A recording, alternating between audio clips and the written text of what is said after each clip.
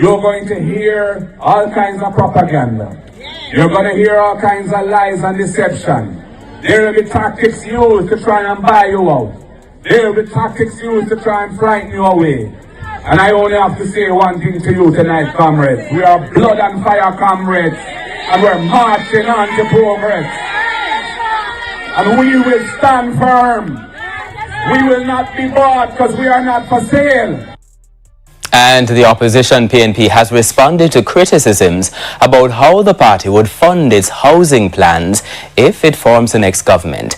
PNP General Secretary Dr. Dayton Campbell and PNP President Mark Golding again took the issue on the campaign trail in St. Elizabeth and St. Anne.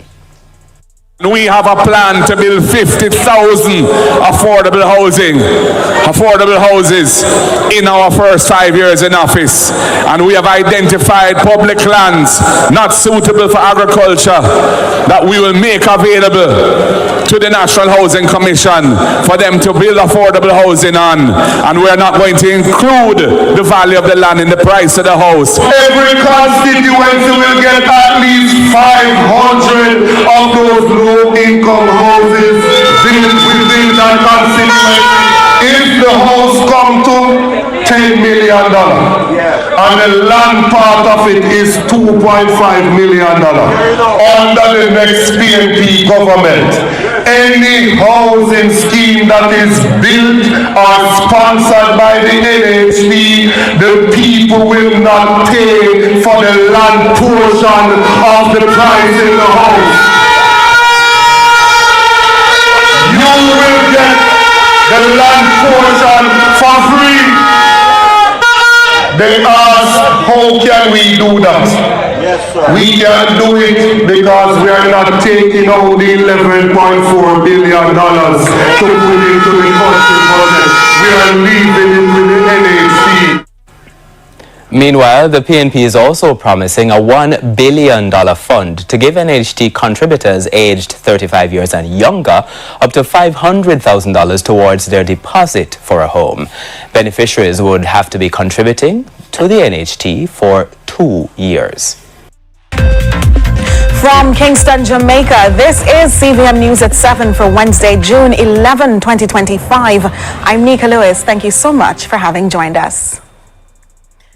As politicians on both sides continue to lay out their positions to sway the undecided, the People's National Party mounted a platform in a section of St. Catherine early Wednesday morning, hammering the government heavily, not on anything new, but this time pressing home the need for resources should they take over. More from Curlin Brown. The central location, the heart of Old Harbour in southwest St. Catherine Wednesday morning, was more than the usual hustle and bustle, as orange was dominant, with people standing not just to protest, but for something and more than just headlines, according to one speaker. Rules which the party leader and opposition leader Mark Golding says are not only being called out by him and the PNP. Jamaica has been racked by a government that has been in office for nearly 10 years, and they have continually breached what it takes to govern the country in accordance with principle. The most recent of these things is, of course, the attempt to subvert the true process of the Financial Investigations Division. In stressing why issues like these matter, the party leader told the gathering they need all the resources they can muster to make life better and fix the country. We needed money to fix the road network of the country, which has been neglected over the 9 years of the Jamaica Labour Party, and they're scrambling when elections are upon them to spark or to reach, but them can't spark and them not reach because the people of Jamaica don't make up their mind already that this government not ready and them have to go down and the people want change. Mr. Golding had his strike on the mind blame. Comrades, they seem to be obsessed with bad mind. They are wallowing in bad mind. All they can talk about is bad mind. When they are the ones who take the truth and turn it into lie. They're the ones who deceive the people by constant misinformation. How can they say that the Cornwall Regional Hospital is anything but a complete disaster for the people of Jamaica? Comrades, we support good mind. We support principle. We support righteousness. We support upliftment of people. He concluded the end of a government is nigh and they will make it happen. Curlin Brown, CVM News.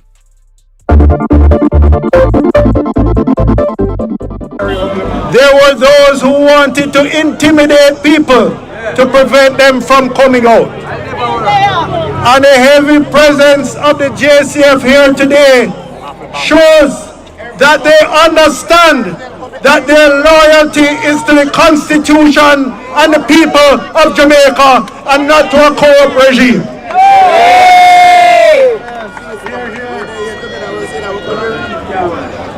We have seen since the Integrity Commission investigation, we have seen since the FID-led investigations leading to the arrest and charge of Ruel Reid and company.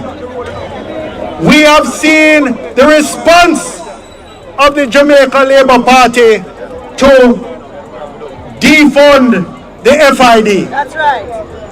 Today, we learn from an American report, not from any Jamaican report, we learned that the FID staffing is only at 1/3 of the level that it should be relative to the approved establishment. We remember just before Selvin Hill left his post, he spoke of additional charges for individuals who were involved in the SSL scandal, the one involving boats, millions.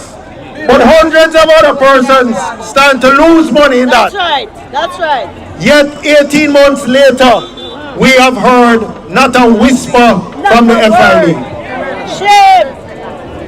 The appointment of Chung now is the final step in ensuring that the Prime Minister's investigation or the FID's investigation of the Prime Minister for the criminal offense of illicit enrichment will be put in file 13.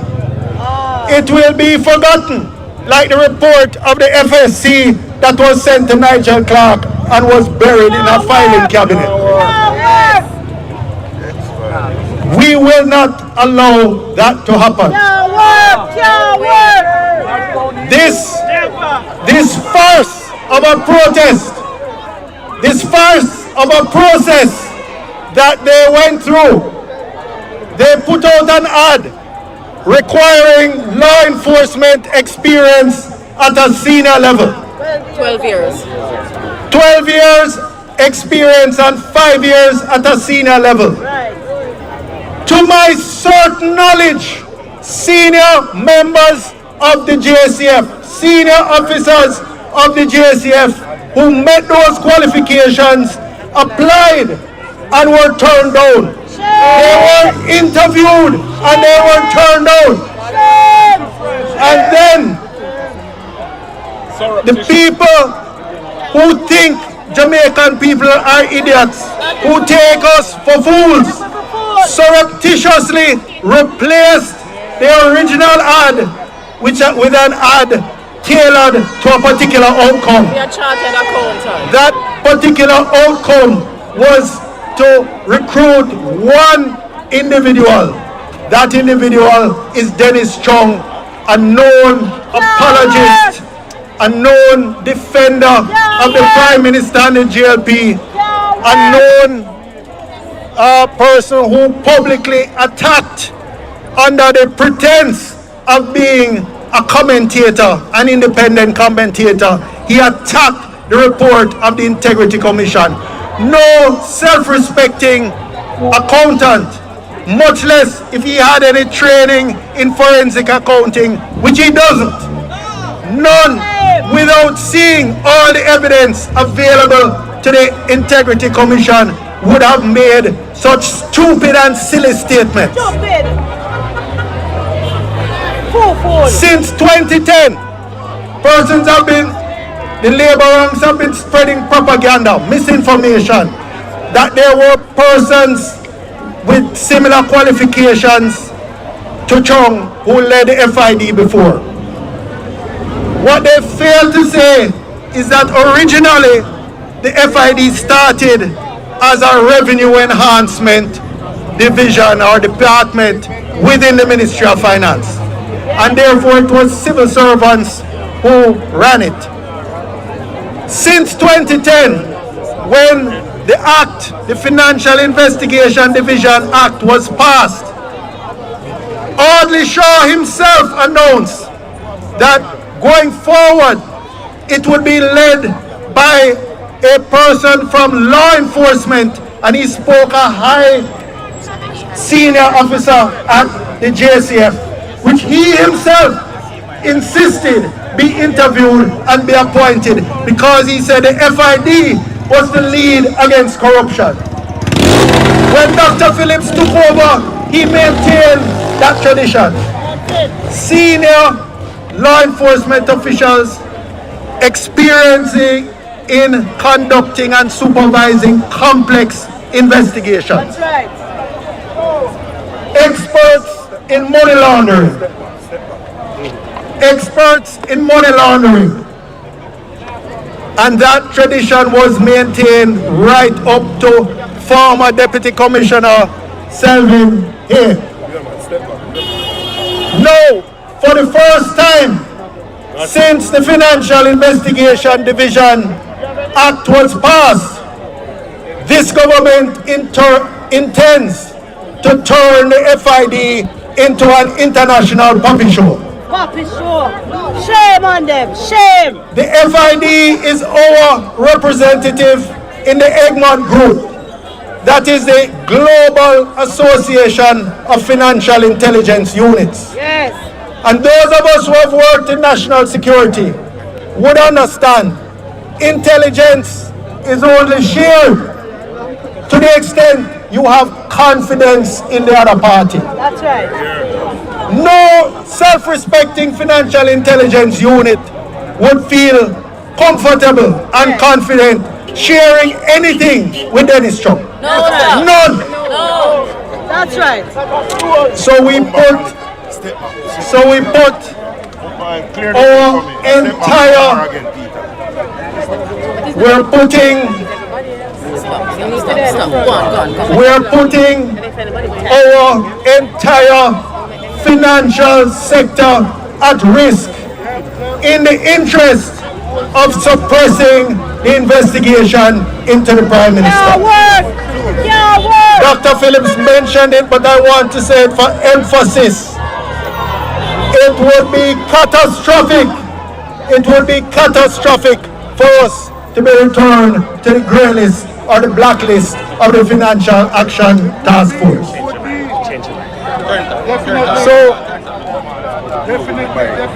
So I say to all Jamaicans, I say to those business persons who might think that you are protected from the consequences of these actions, you are not. The entire economy is at risk. We have already seen where foreign direct investment today is only 1/3 of what it was under the People's National Party and under a finance minister with clean hands and a pure heart. Today it is a tiny fraction, and no other than Andrew Holness himself, before he was investigated for illicit enrichment, made a statement that one of. But when I say the levels to which Jamaica is being brought by the actions of this JLP administration, I say every well-thinking Jamaican, every comrade, every person of goodwill have to step up and defend and rescue Jamaica now. The appointment of Dennis Trump to the position of Chief Technical Director in the Financial Investigations Division cannot be allowed to stand. That's right. That's right. We're going to protest today, and if it takes a week, a month, a year, we will not let it stand. And let me tell you why. Is we don't have any personal feeling against Dennis Chung. No, sir. He is not qualified to do the job. Plain and simple. And he's compromised himself. More than that, he has compromised himself. That's right. We have never in the history of Jamaica had a prime minister whose financial accounts cannot be certified by the Integrity Commission. We need some milk. They have referred it to the Integrity Commission, to the FID. Yes. And before the referral takes place, he himself proceeded to defend and clear the Prime Minister of Jamaica. Look at the word. He has freedom of speech, but he does not have the right to be the technical director of the Financial Investigation Division. And let me say this. We have to understand that what he is doing, what the Prime Minister is doing, by appointing an unqualified person, is destroying the foundations of the financial standing of Jamaica that we have all worked for through many, many years. Our banks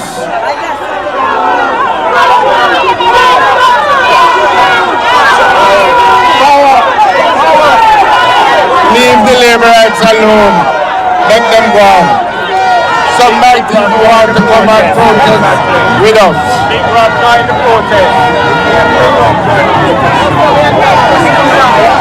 Some of the laborers really want to come and protest. We need some milk.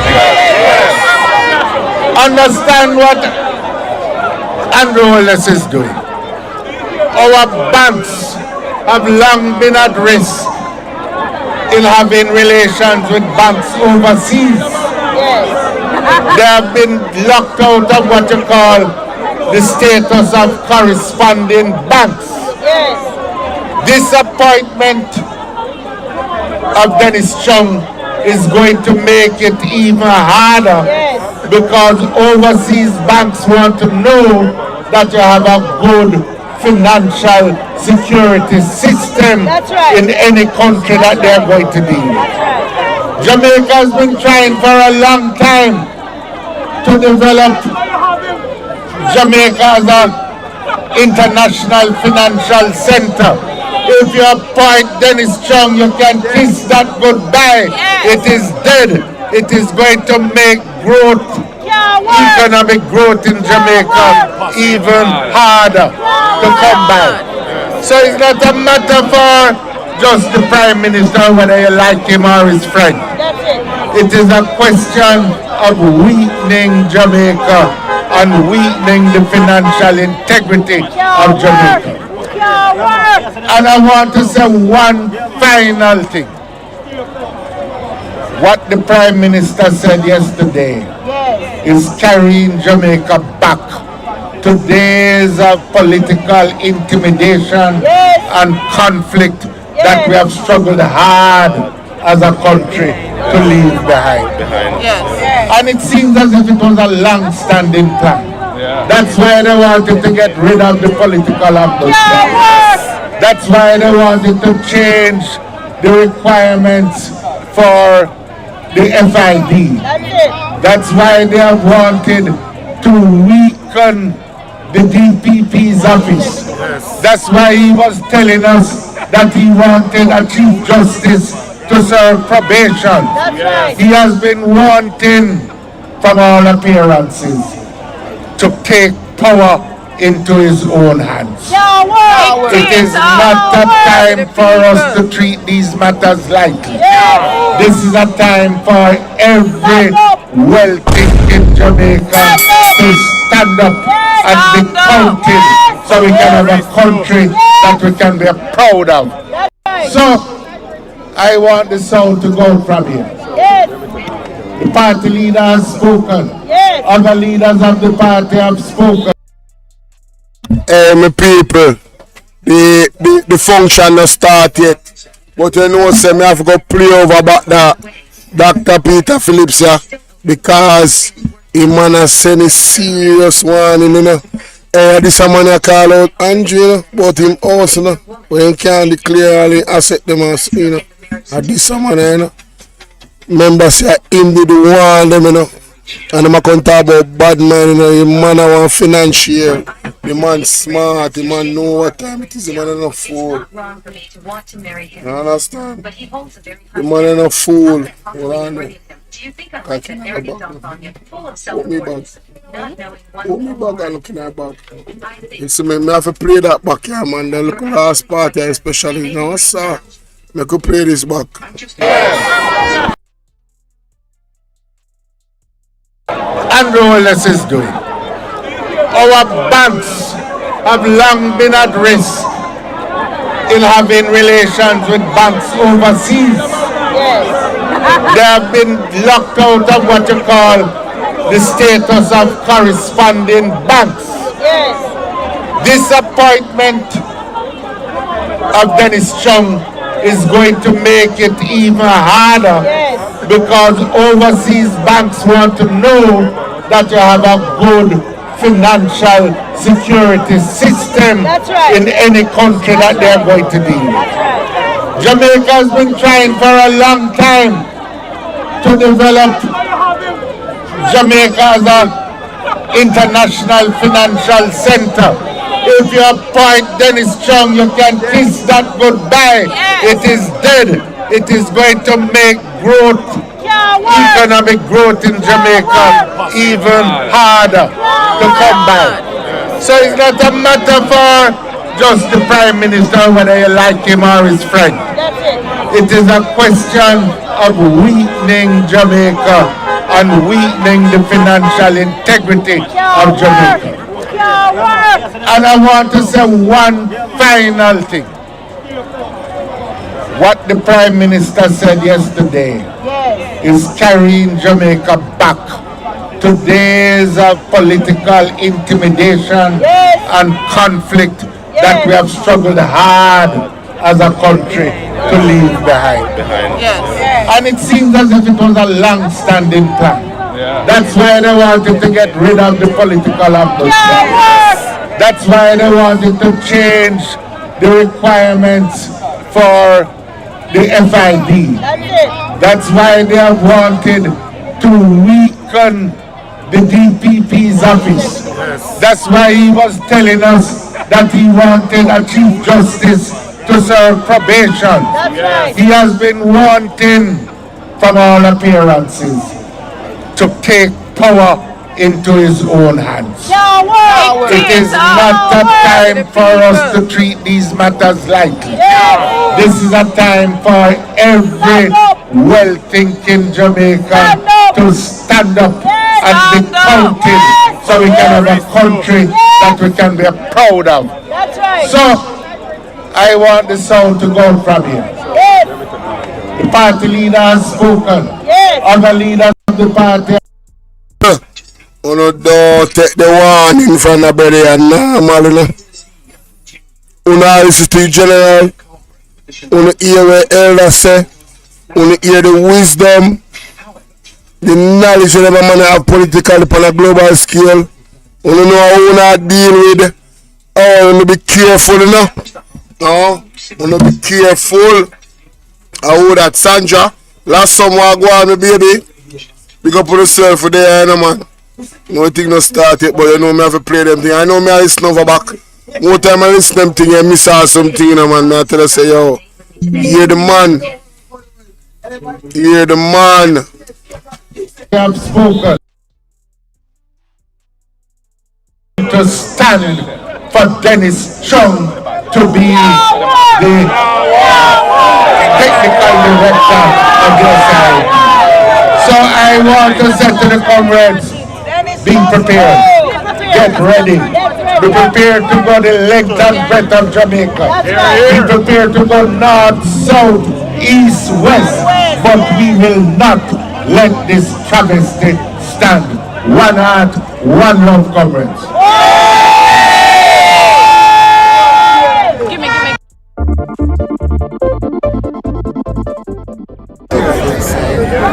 We are gathered here today for a worthy cause. I want to say up front that we come in peace. We are an orderly party. We are a party that believes in the laws of the land. We observe the laws of the land. And at no time do we want to divide our people or incite any violence in the society. We come in peace. We are here today because there is a fundamental issue that needs to be addressed. Many persons look at this as just an issue with Mr. Trump. It's not just an issue with Mr. Trump. If you remember correctly, 2 years ago, we saw an annual report from the Integrity Commission. In that report, it stated that 6 parliamentarians were being investigated for illicit enrichment. They have assets that their lawful income cannot justify. We ask our members, first Julian asked in the committee if they inform those persons who are under investigation, and they said yes. We asked our members and they said they were not contacted. A little after that, members from the media asked the Prime Minister. He said he searched far and wide, and he came up empty. Few days after that, he put a gag order on his members from speaking about it. In a few months after that, he was asked why he's not certified. He said he doesn't know. That was November of 2023. When the annual report came out in 2024, we saw when the number moved from 6 to 8%. And then a few months after that, we saw the report of the Prime Minister. And other persons here will go into detail as to what was in that report. It led to the Prime Minister suing on taking the Integrity Commission to court. One, to try and force them to sign his declaration, and two, to get rid of the law that defines illicit enrichment.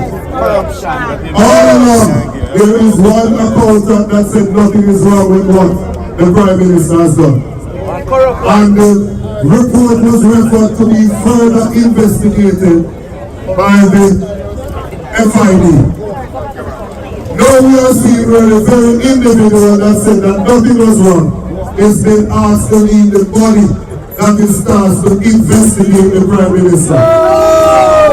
What can go so wrong for us to put the people first and to put dignity back in Jamaica House? That's right. It is time for us to restore Jamaica's good name, locally, regionally, and internationally. And so as we wrap up this morning, I want to say thank you to everyone that came out this morning. We know you had other things that you could be doing this morning, but you paused for a worthy cause. I want to say thank you to those persons who were not intimidated by the words of the Prime Minister that they have a new type of labor life. We don't know what that means. And I want to say to them that we come in peace and we are not afraid. We will not be intimidated. We are defending the rights of the people. I want to thank the policemen men and women who are out here this morning maintaining law and order. And I want to say to them in the words of Mama P, help is on its way. And I want to thank persons in the media. And I encourage you not to let this government bully you. We know you can't get information when you go to access to information. We know when you can't be certain story and cut off at 3R station. But we are saying to you as well, fret not because help is on its way. To you, we are at the end of the beginning. There is more to come. We will be on the road defending the rights of the people. So keep your ears cocked because you will be hearing from us shortly. We are also checking with our good lawyers who beat them every time in a court, you know. If we should take this matter to court. And I hear the man that called the election in the middle of COVID 6 months early, saying now that he's not ready. He can run, but he cannot hide. Call the election and let us restore dignity to Jamaica. God bless you and have a good morning.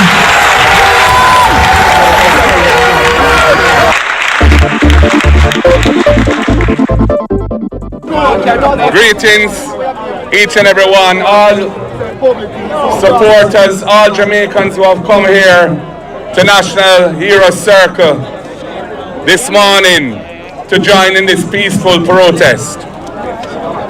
We're meeting to defend a very critical principle. We are meeting to defend the governance of this country in a way that is consistent with our Constitution and our democratic traditions. The Prime Minister has problems. The Integrity Commission has investigated him and they are not satisfied with their findings. They have not been able to certify his annual declarations as being in good order. They have referred the matter for further investigation to the Financial Investigations Division, a critical law enforcement investigative agency. There's a whole lot of issues at stake. There's a question of the 28 bank accounts. There's a question of the cash deposits from anonymous sources to his bank account of millions of dollars. There is over $470 million of flows moving between his various accounts in many thousands of transactions. There's the fact that his companies which are involved in those transactions file nil returns with the tax department. And there is the fact that Positive Jamaica Foundation, a non-profit entity that goes out and solicits donations for worthy causes, which is under his control, provided resources to his personal company to make financial investments on his behalf. All of these are serious allegations. And these are matters which the person who they have just appointed to head the FID, the Financial Investigations Division, has said there's nothing untoward or wrong. You cannot have a man who is defending the person on the investigation being put in charge of the agency that is tasked with doing the investigation. There is a clear conflict of interest. There is manifest bias. And furthermore, the very requirements for the post were deliberately watered down so as to facilitate the outcome of his appointment. Jamaica must stand against this erosion of good governance, this defilement of principle. And that is why we're gathering here today to state to the Jamaican people, we do not support this. We stand against this. Time come for good governance in the country. Time come for a government that is above board. Time come for a new government that the people can have trust and confidence in, that can rescue Jamaica from the corruption and the mire of bad governance in which Jamaica is now enmeshed. Only the People's National Party can do that under my leadership, and I plan to deliver that for the people of Jamaica so we can move forward and address the very real issues that our people are facing. Issues of the cost of living and the struggle for survival. The poor nutrition represented by the food insecurity of 55% of our people. The school system failing our students, when over 30% of our students leave primary school illiterate, unable to do basic arithmetic. And the housing crisis, where there's a huge unmet demand for affordable housing in the country, when the government has for the last 10 years been taking $11.4 billion every year out of the National Housing Trust, depleting it of resources with which to provide affordable housing for the people. These are all issues that we are focused on and that we have plans to solve for the Jamaican people. But ethical government, honest government, government in which the people can have trust, must be at the center of the delivery of those programs and solutions. And this Dennis Chuck situation is symptomatic of the erosion and corruption of governance in this country. And that is why we are standing here today to register our peaceful protest. It is nothing to do with bad mind. It is good mind at play. Good mind supporting good governance. Good mind fighting against corruption. Good mind standing against conflicts of interest. Good mind standing against cronyism and nepotism. And for the Prime Minister to call upon his supporters to protest today against bad mind was a new low in the governance of this country and reflects the desperation that he feels because he knows that the people of Jamaica have had enough of this government under his leadership and they want change. And we will. Was removed from the requirements for chief technical when the job was advertised earlier this year. The development comes as the government continues to face criticisms over the selection of Dennis Chung as the Chief Technical Director of the Financial Investigations Division, FID, which investigates financial crimes. As Andrea Chisholm reports, the government is standing by the decision to select Dennis Chung. This was one of the advertisements for the position of Chief Technical Director of the FID. Job purpose: to guide the strategic, operational and administrative policies, programs and systems of the FID in combating money laundering, terrorist financing, proliferation financing, corruption, and recovering assets obtained from crime or used in the commission of crime. The incumbent is also the Chief Policy Advisor to the Political Directorate on Financial Crimes and should formulate relationships to satisfy Jamaica's international obligations. When the job was first advertised in the Sunday Gleaner in November 2024, 12 years experience in law enforcement or its equivalent was required, and a minimum of 5 years at a senior level of law enforcement or equivalent. But when the job was advertised again in January 2025, it said the ideal candidate should have a postgraduate degree in management, public administration, criminal justice, law, or equivalent qualification. 12 years experience, 5 of which at the senior management level. Problem-solving, leadership, and governance skills are also required, as well as knowledge of government's procurement guidelines, law enforcement, legislation, and binding agreements. As reported in Primetime News Thursday, the opposition had issues. If we look at the history of individuals who have been charged to lead, certainly the FID, you'll see persons who have extensive backgrounds in either law enforcement, financial crimes, anti-money laundering, etc. This is the first time that an individual, while having general accounting and management experience, would be leading the FID without specific investigative experience. By comparison, Dennis Chung is a weak and unsuitable candidate for this post. And when you look at the January 2025 ad for this post, you will be surprised to see that it looks like a generic management or administrative post. Rather, than for someone who is a chief technical director in a financial investigative unit. Former FID bosses included senior police officers such as Calvin Small, Justin Felice, and Selvin Hay. Robin Sykes, who once worked at the Bank of Jamaica, is an expert in anti-money laundering and counter-financing of terrorism. The opposition is therefore calling for Dennis Chung to be replaced as the new head of the FID. The chartered accountant with a 35-year career in senior management roles in both the public and private sectors should take up the FID position on Monday, June 2. In a release on Friday, Finance Minister Favour Williams said characterizing Mr. Chung as just an accountant demonstrates ignorance about the competency and skill set required for the position. She said Mr. Chung has ample relevant education, experience and skills for the position.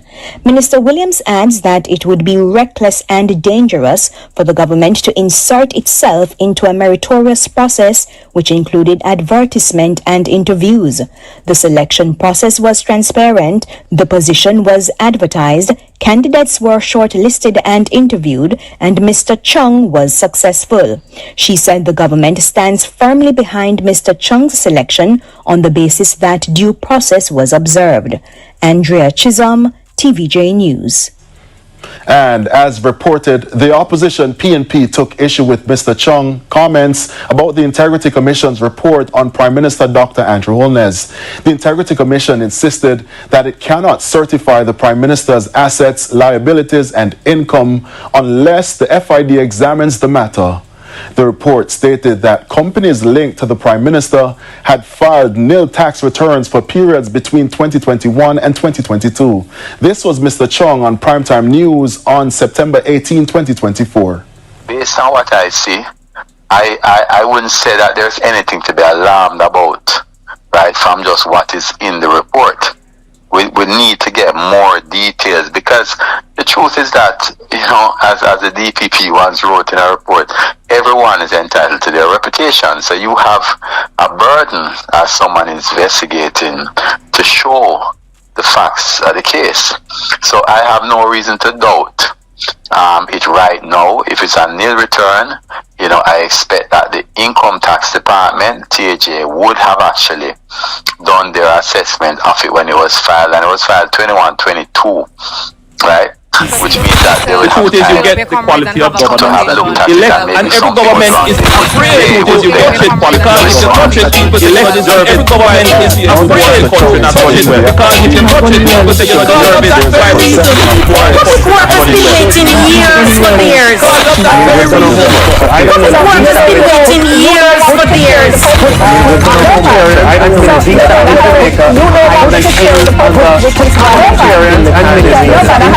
I'm not hiding any of the Choose Jamaica. It's clear. I'm not being choosing themselves on your Choose Jamaica. It's clear. They've been choosing themselves on your communication. Fair pay for operating down requests posted by the Honorable Prime Minister. Fair vote as public sector workers. He wants to talk about achievements. Yeah. Well, let's talk about facts. This election is about who will continue to build out Jamaica's public health system is broken. Sorry, Mr. Every Prime week Minister. we hear the horror. Jamaica's public health system long waiting will continue to no build bed. the Every week highway? we hear the horror equipment not So who's working, long starting waiting then? time. Hospitals are no beds. To West Highway? Basic equipment Not not working. West Hospitals and clinics are in crisis. While this government cuts ribbons, Jamaicans are being left to suffer in overcrowded, under-resourced facilities like this one. The next PNP government will change this. We're going to shift focus. We want to prioritize actual care for people when they're sick, not these mega projects with huge cost overruns and that can't finish years after they start. Refurbishing every operating theatre, creating urgent care centers island-wide so people stop waiting days for help on benches or floors. We're going to launch national screening programs to target the biggest killers of our people.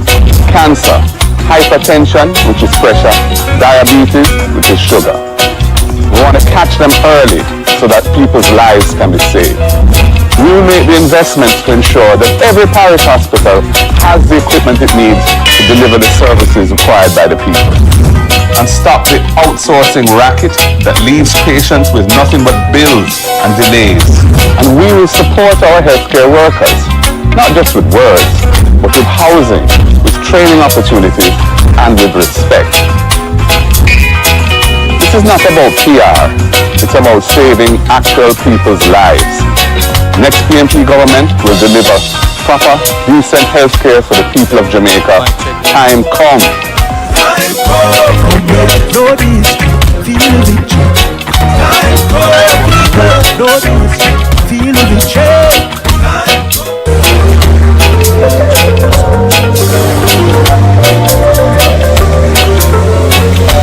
Jamaica is a beautiful Caribbean island, and beaches are part of who we are.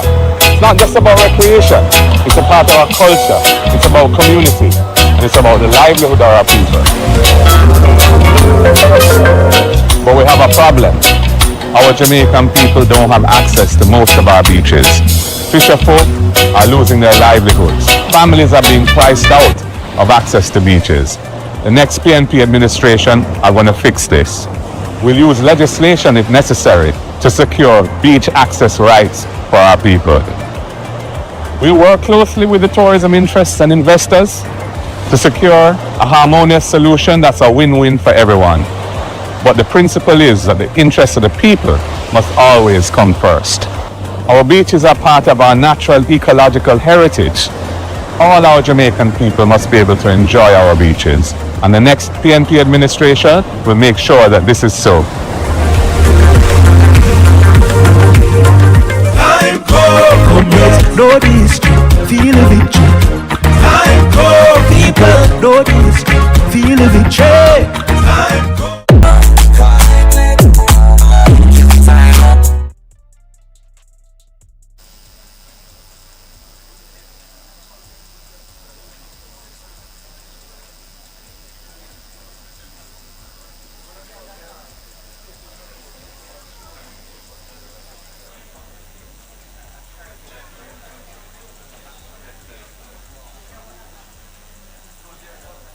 Start but them freeze up.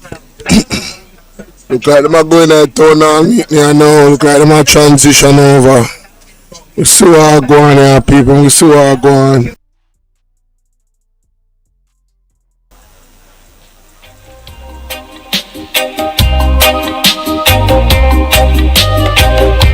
Want it now, we're tired. We're tired of them now with them false promise. Heavenly Father God, we want you. We need your divine intervention. We need it now. Buy out! We need help, Jesus! Safety. Your future depends on the right measures for crime being put in place. And I think you're mature and smart enough to realize it's not just about police and soldiers patrolling the streets. It has to start with healing ourselves and our communities and giving our at-risk youth a second chance to become productive citizens. Many of you will know a young person that the education system failed, who, if he or she had that second chance through mentorship, training, remedial education, and job placement, could become a positive contributor to our society instead of chopping and pushing badness. Time come to use your vote to change that. Find out everything you need to know about voting at markgoldingja.com/vote. Remember, get out and vote. Your voice, your vote, your choice.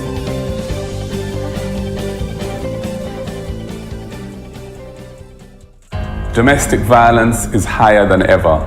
Violent crime is fed by a general lack of moral norms, discipline, and behavioral standards in this society.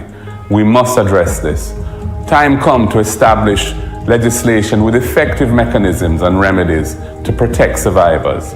Time come to implement support centers in every parish to provide safe havens for the survivors of domestic violence and sexual assaults. Your vote matters. Jamaican people want better. Education. Education is the best antidote to poverty, passing from this generation to the next. Your vote can help to make tertiary education more accessible to everyone. Your vote can help eliminate the requirement of a guarantor for students to access a student loan. It can help to cap student loan payments at a manageable percentage of your actual income so that the state, not you, the student, bears the risks of low pay or unemployment. And if you lose your job and you're unemployed, we will suspend loan payments and tack them to the members of the shadow cabinet, senators, His Worship the Mayor, Councillor Andrew Swaby,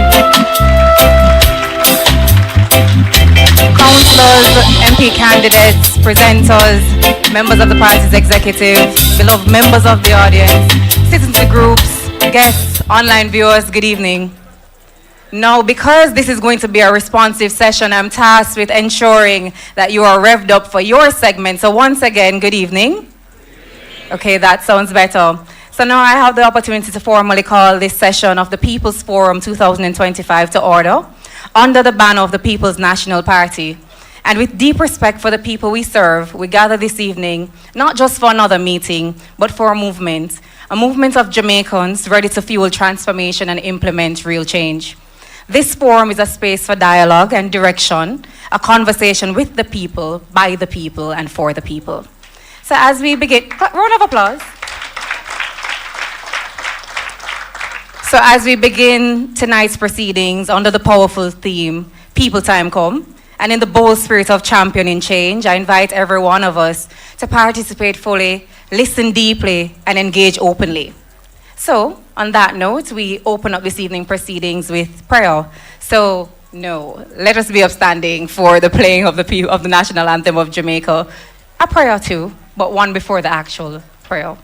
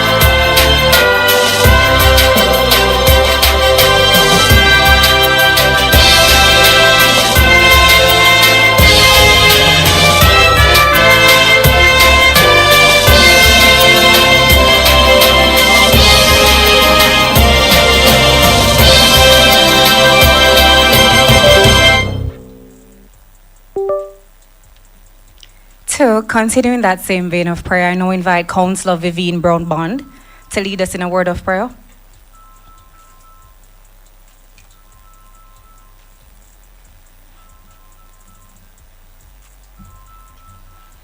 It's the name of the Lord. Bow your heads. Hallelujah. Hallelujah. Father, we bless your name. We honor you. We worship you. We bow down before you. Angels bow before you. Heaven and earth adore you. What a mighty God you are. Father, this evening, Almighty God, we invoke your presence right now, Lord.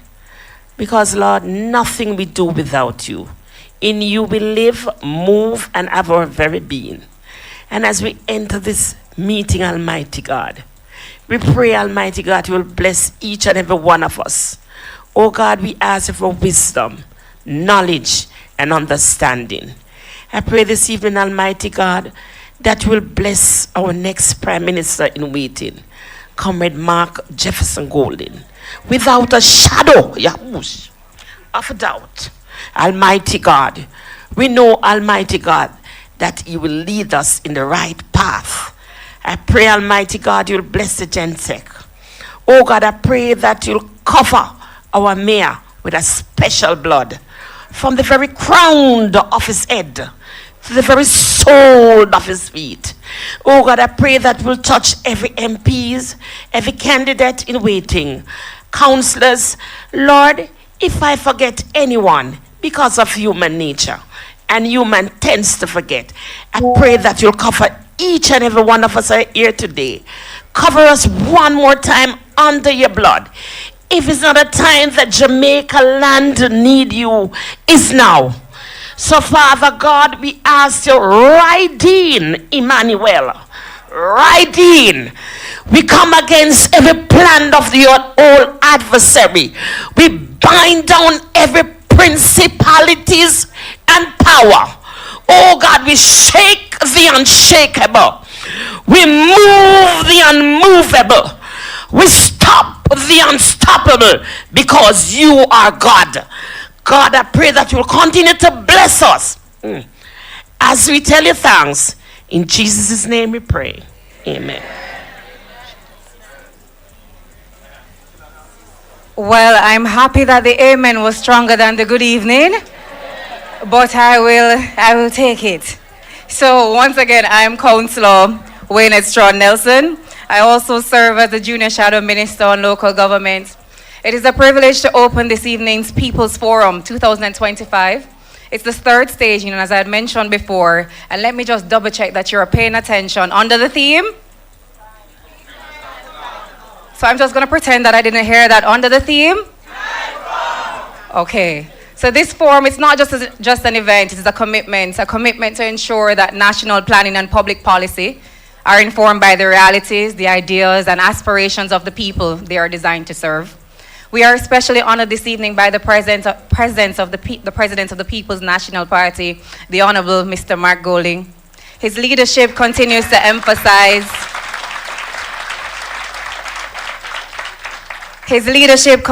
emphasize inclusion, equity, and governance that is accountable to Jamaican people.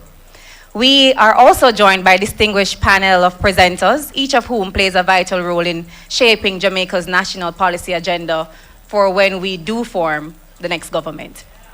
So, to my left, we have MP Philip Paulwell, Shadow Minister, Energy and Climate. He promises an electrifying presentation about energy and climate, no pun intended. We already introduced our party leader and president. So to his left, we have Dr. Deborah Hickling Gordon, Shadow Minister on Culture and Creative Enterprise, and she's going to be speaking to us today on the 5 Gs of the Cultural Economic Strategy. And he needs no introduction, but I'll introduce him nonetheless, is Dr. Andre Horton, Shadow Minister on Science, Technology, Innovation, and Entrepreneurship. So each speaker brings a wealth of knowledge, but more importantly, they're here to listen. Because this forum is not only about what's coming next, it's about what matters most to you. So, as a councillor and as Junior Shadow Minister on Local Government, I know that change happens closest to home. Policy must connect with people's daily lives. And that's what we're about today. That's why the People's Session, the session in which you ask your questions after you have listened to these presentations, is at the heart of tonight's agenda. It's the item that actually has the most time. It's your space to ask questions, offer ideas, and help shape the direction of our communities and our country. So I encourage you to take part fully, because when we speak together, plan together, and act together, People Time Come becomes not just a theme, but it becomes a turning point. Thank you for your presence again, your insight, and your belief that democracy works best when the people lead. So I encourage you to participate and enjoy the evening. So, on that note, you can applaud if you want. So please join me in receiving the chairman for Region 3 and Deputy Spokesperson on Health and Wellness. He needs no introduction either, but if you want to guess, you can just go ahead. He's Councillor Dennis Gordon, parliamentary candidate for East Central St. Andrew.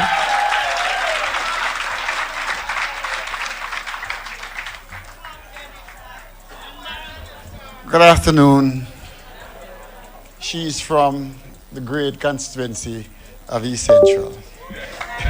we produce them like that. My task is really to welcome you to the forum. It's the People's Forum, which is your forum. And this evening we'll have robust discussion on various areas as how we intend to govern when next we form government. I especially want to say to the Prime Minister in waiting that next time we want a bigger venue for persons. So again, I don't want to say comrade to offend anyone because it's a public forum. But please forgive me to say comrades, welcome. Welcome, welcome. And I urge you to participate. I urge you to listen so you can have a greater appreciation for what we intend to do when next we form government. God bless you. It's always about love.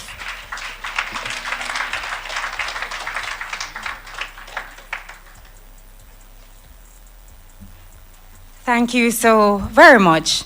Now we will be heading right into the presentations. I think it's fitting that the first person is the first person because we anticipate that when we do our next lineup, the person who I'm introducing will be first. And so please welcome the leader of the party and the opposition, Honorable Mark Golding.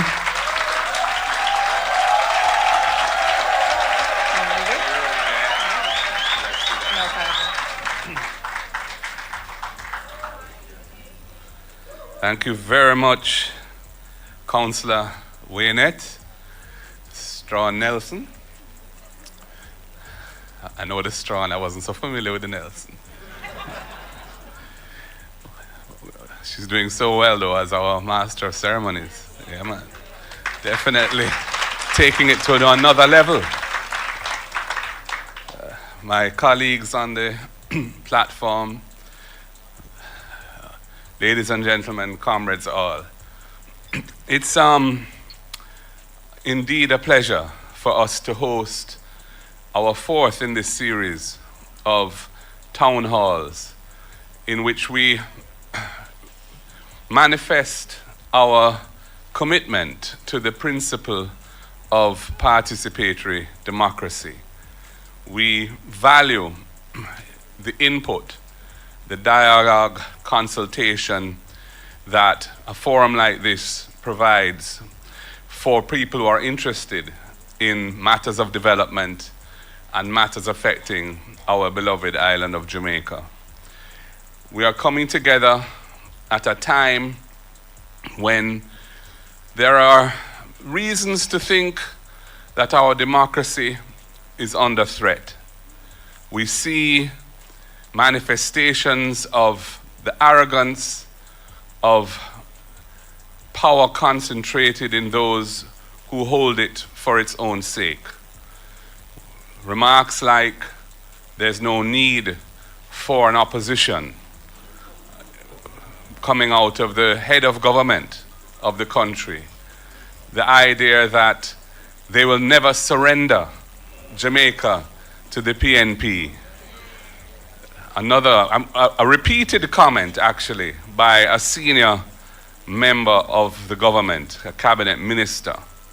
And then the institutional attacks that are undermining the fabric, the architecture of accountability that has been constructed since independence and was strengthened under the last People's National Party administration when we developed the Integrity Commission legislation and brought it to Parliament. And we see where there have been efforts over the last 2 years to dismantle it or neuter it, undermine its efficacy and its powers.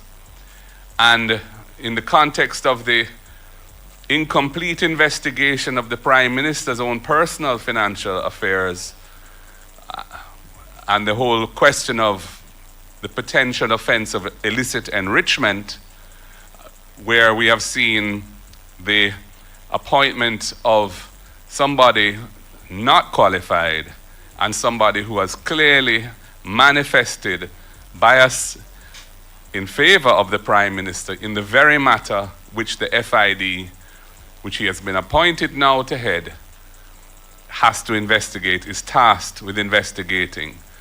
And these are just the latest manifestations of a trend which included things like requiring senators to sign undated letters of resignation in order to have the sword of Damocles over their heads in the event that they didn't choose to follow a particular position that the Prime Minister wanted them to take, where we have seen the appointment of a Chief Justice being put on probation by the head of the executive branch of government, the rushed passage of the NIDS legislation despite major misgivings having been articulated by the opposition as to its compatibility with the rights of privacy and other rights under the Constitution, only to be forced to wheel and come again when we successfully took that matter to court, and the court threw out the entire legislation as being unconstitutional. And then, of course, the serial use of repeated states of emergency in an unprecedented fashion over a period of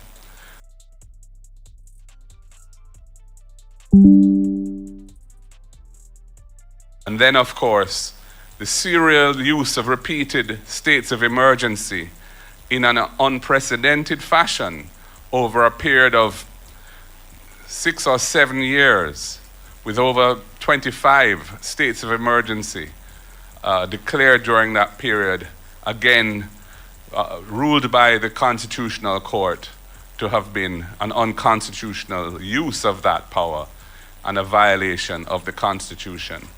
So what is on the ballot in this upcoming election includes the very democracy, the very freedoms, the very constitutional order that has underpinned our way of life, our politics in this country.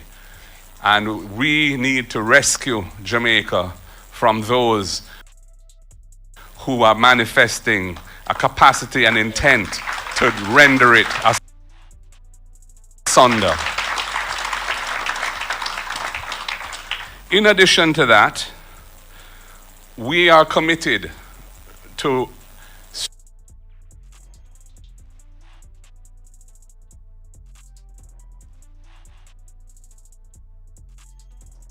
who are manifesting a capacity and intent to render it asunder.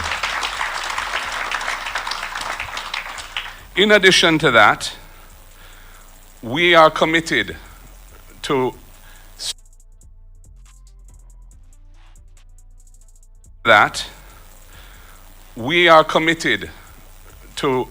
strengthening good governance in the country. When he was Prime Minister, but they never pursued it. And it was after that heinous incident of a member of Parliament caught on video with a stool, a member of Parliament caught on video with a stool beating up his woman in a car park, his lady in a car park, that I saw the need to bring some mechanism of accountability for that kind of behavior that would bring the office of a parliamentarian into disrepute. And I dusted off Bruce Golding's bill and I made some minor but important modifications, small I should say, but important modifications, and tabled it. And this government, despite it having been a commitment of the Jamaica Labour Party, a manifesto commitment in 2016, they have resolutely blocked it from moving forward.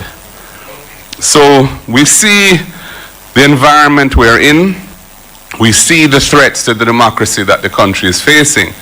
And I use this opportunity again to call on all well-thinking Jamaicans, in particular those who may not be particularly interested in the politics of the country, may not find themselves allied to any political party, may indeed not have ever even voted or haven't voted in a long time. This is your time to come and defend our way of life. This is your time to come and defend our democratic institutions and the freedoms that none of us should take for granted, which are now under threat.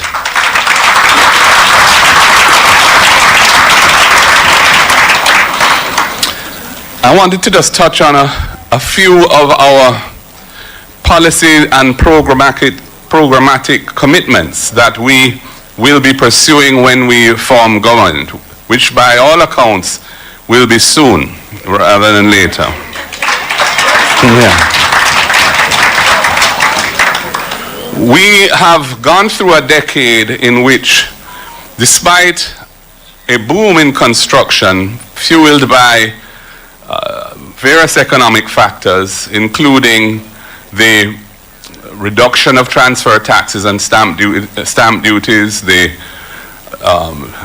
cheaper cost of credit, and the liberalizing of the planning laws around development. We saw a boom in the construction of houses in uptown areas, houses which were selling at prices which ordinary Jamaicans on salaries cannot afford. But there has been almost nothing done to construct affordable homes for the many thousands of Jamaicans who need access to affordable housing. And right now, for many young Jamaicans and many Jamaicans who are in salaried positions but who find themselves part of the working poor or struggling middle class, find themselves excluded from the possibility of owning a home. The People's National Party has always been committed to providing housing solutions for those who would otherwise not have the opportunity to own their own homes. And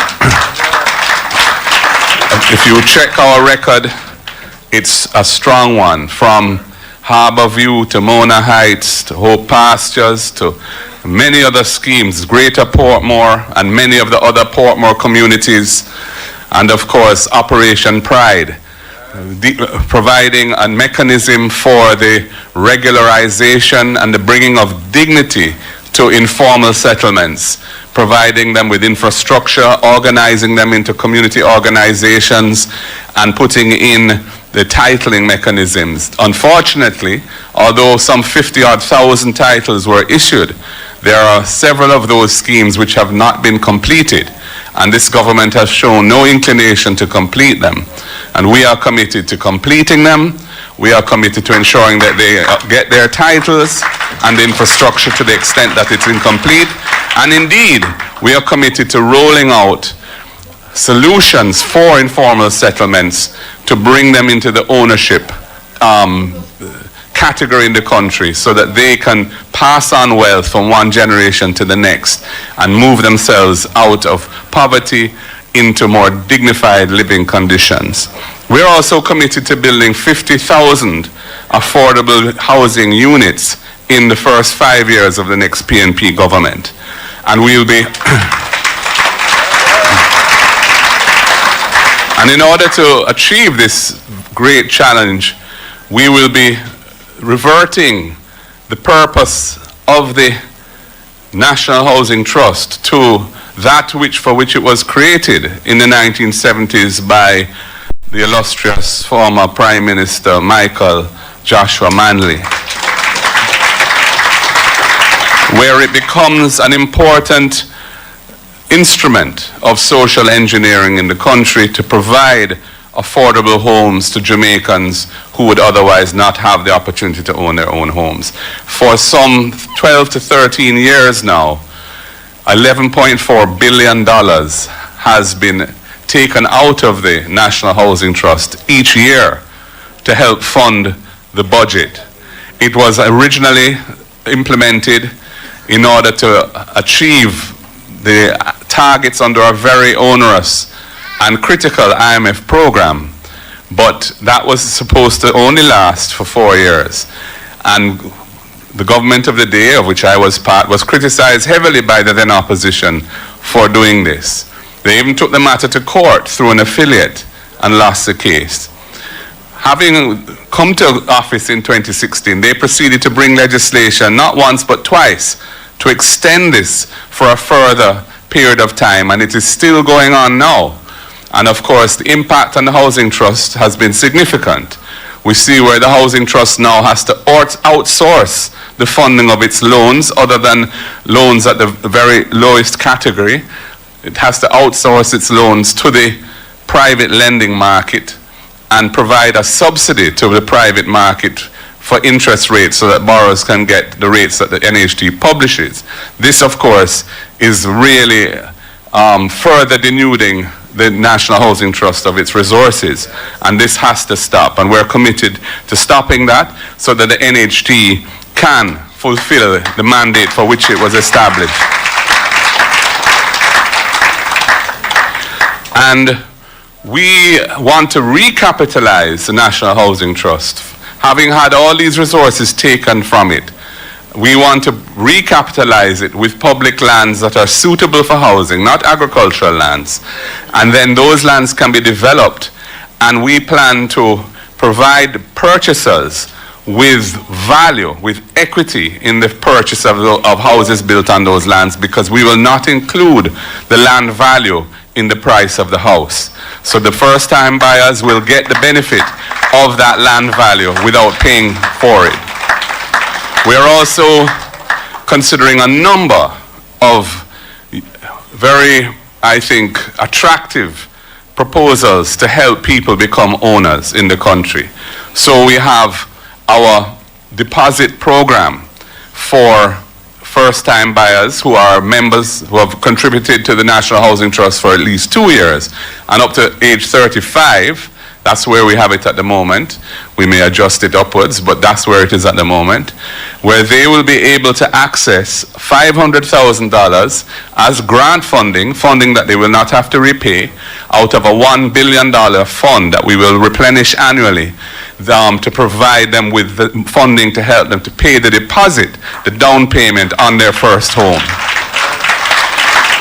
And this is because we are aware that the finding of the money to pay the deposit is one of the burdens one of the hurdles that first-time buyers struggle to overcome. And we have decided to provide this mechanism to help them. We also have the rent-to-own scheme, which would allow persons who may not have a pay slip and are therefore unable to prove their income and qualify for a mortgage to go into possession as a tenant of these houses, and if they are making their monthly payments, which will be fixed at the level that a mortgage payment would be, after a relatively short period of time, we're thinking of 6 months, we will treat them as having established proof of income sufficient to be eligible to draw down on a mortgage and move from being a tenant to being an owner of the home. And this will benefit all sorts of persons who are informally employed, self-employed, or employed in firms that are not well established and don't have the administrative arrangements to generate a pay slip for them.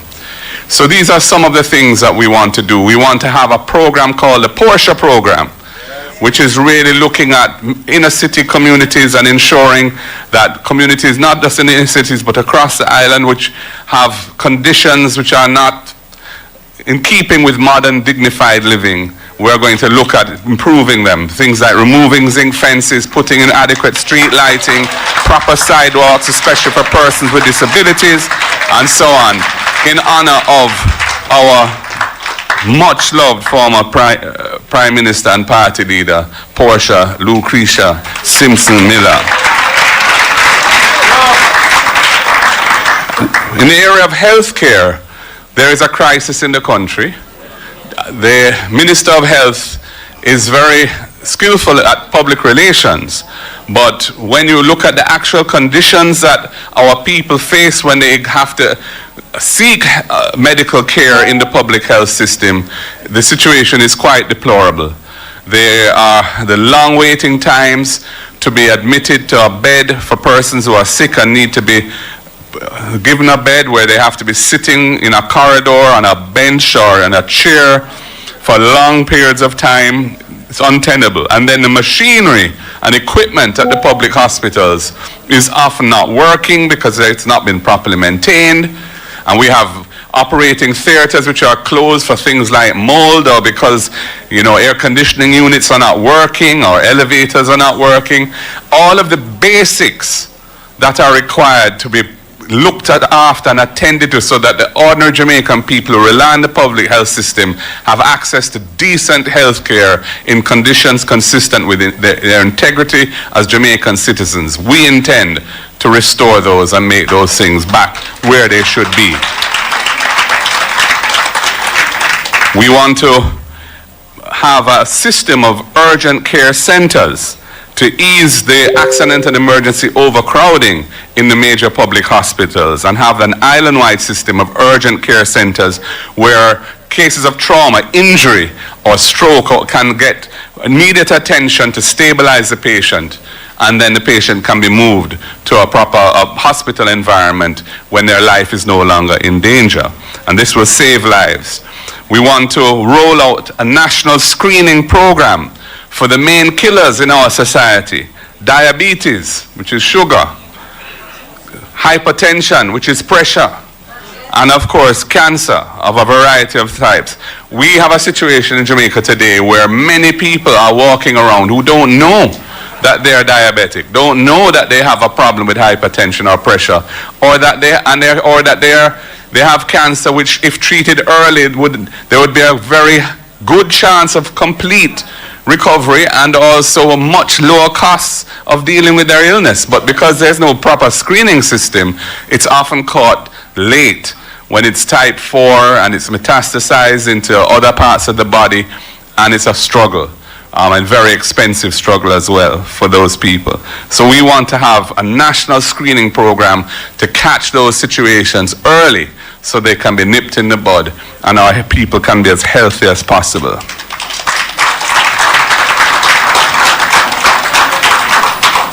As I said here, healthcare is not a photo op.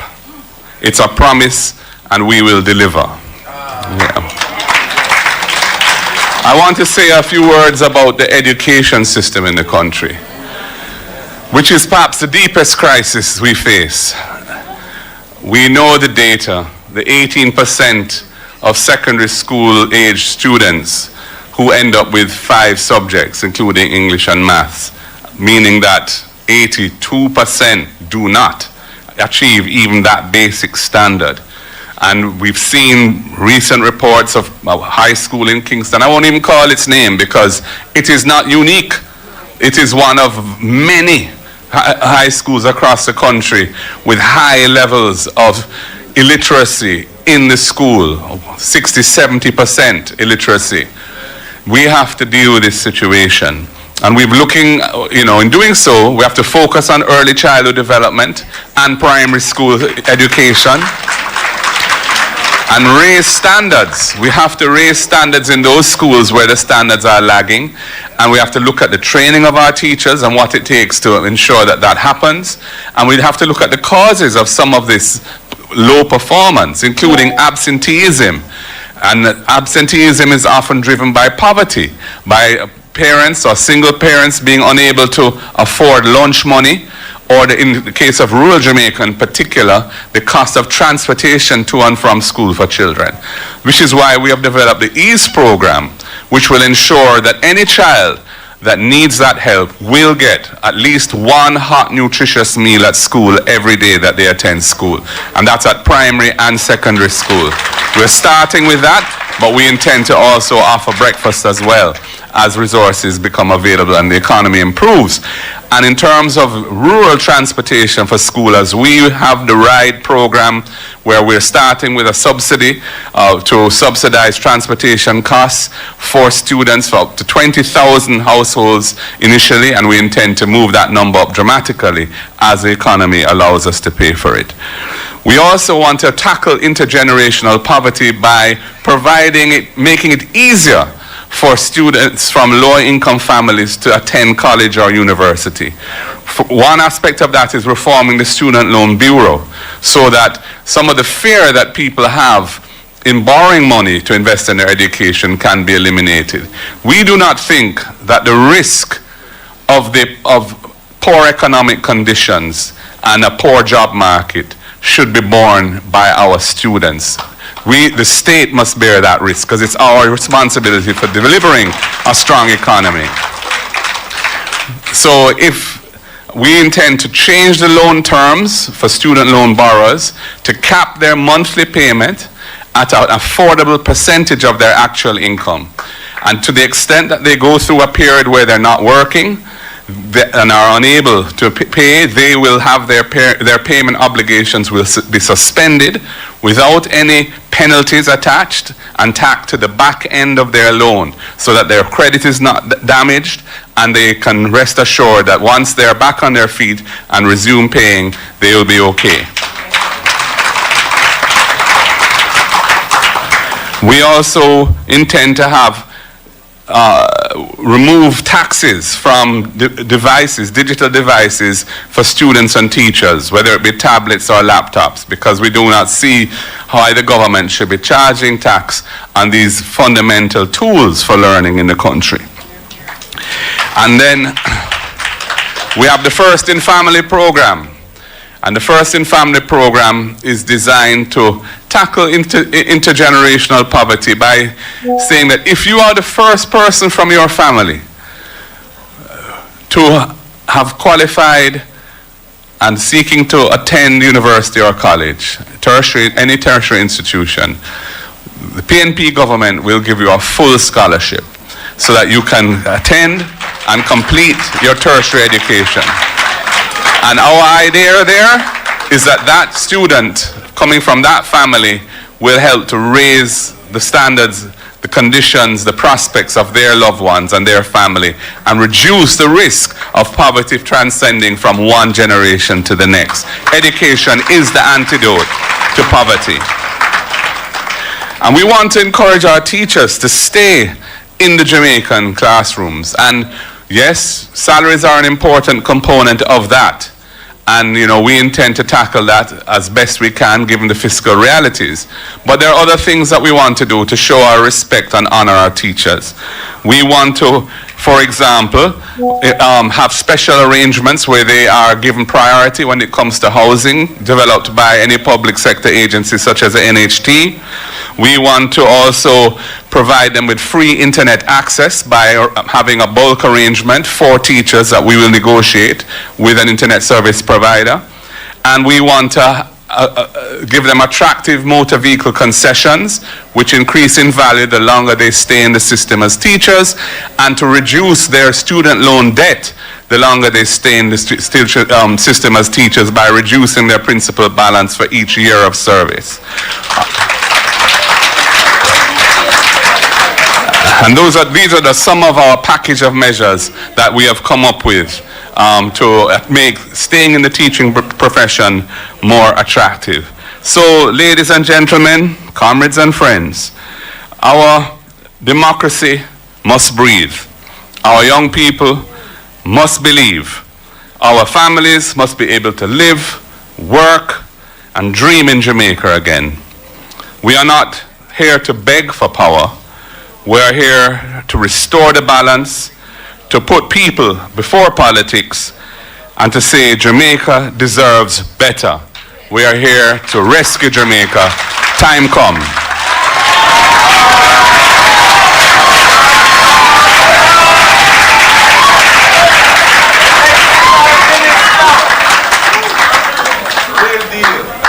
I sat there taking notes. And I think it is imperative that I caucus this room to see if what resonated with me resonated with you. So I have a simple instruction. So I'm going to tell you what resonated with me, and you can respond with championing change if it resonated with you. Cool? So our leader just presented on housing solutions. 50,000 affordable housing units. Your response is championing change. We spoke about recapitalizing the NHT, and 1 second, you're early. And reverting the NHT back to its original mandate. The People's National Party is? He spoke about the rent-to-own program for the informally employed and otherwise unable to do so, the People's National Party. He spoke about health and education, the People's National Party. So you have just heard a powerful reminder that what's at stake here is bigger than any one person or party, because what's on the ballot is the future of Jamaica. So please give a round of applause to our leader of the opposition and party president. So I have the pleasure of welcoming Dr. Andre Horton, our next presenter, who told me that he'll be speaking on technology and its role in macroeconomic development. Now, what I've always admired about Dr. Horton, because he was at UU and I was as a lecturer, is his ability to break down these big, intimidating terms so that regular people like me, you and I, can understand. And so please make welcome Dr. Andre Horton, Shadow Minister, Science, Technology, Innovation and Entrepreneurship.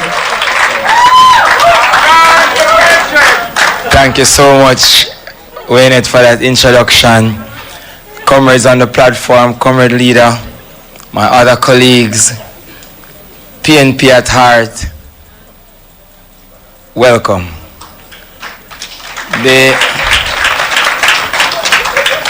Before I get into technology, I just want you to know that we won the court case where my posters are concerned. They are now going back up. So we're looking good. The People's National Party, we have some really good lawyers, and we know the law, and we don't intend to be bullied by small-minded people.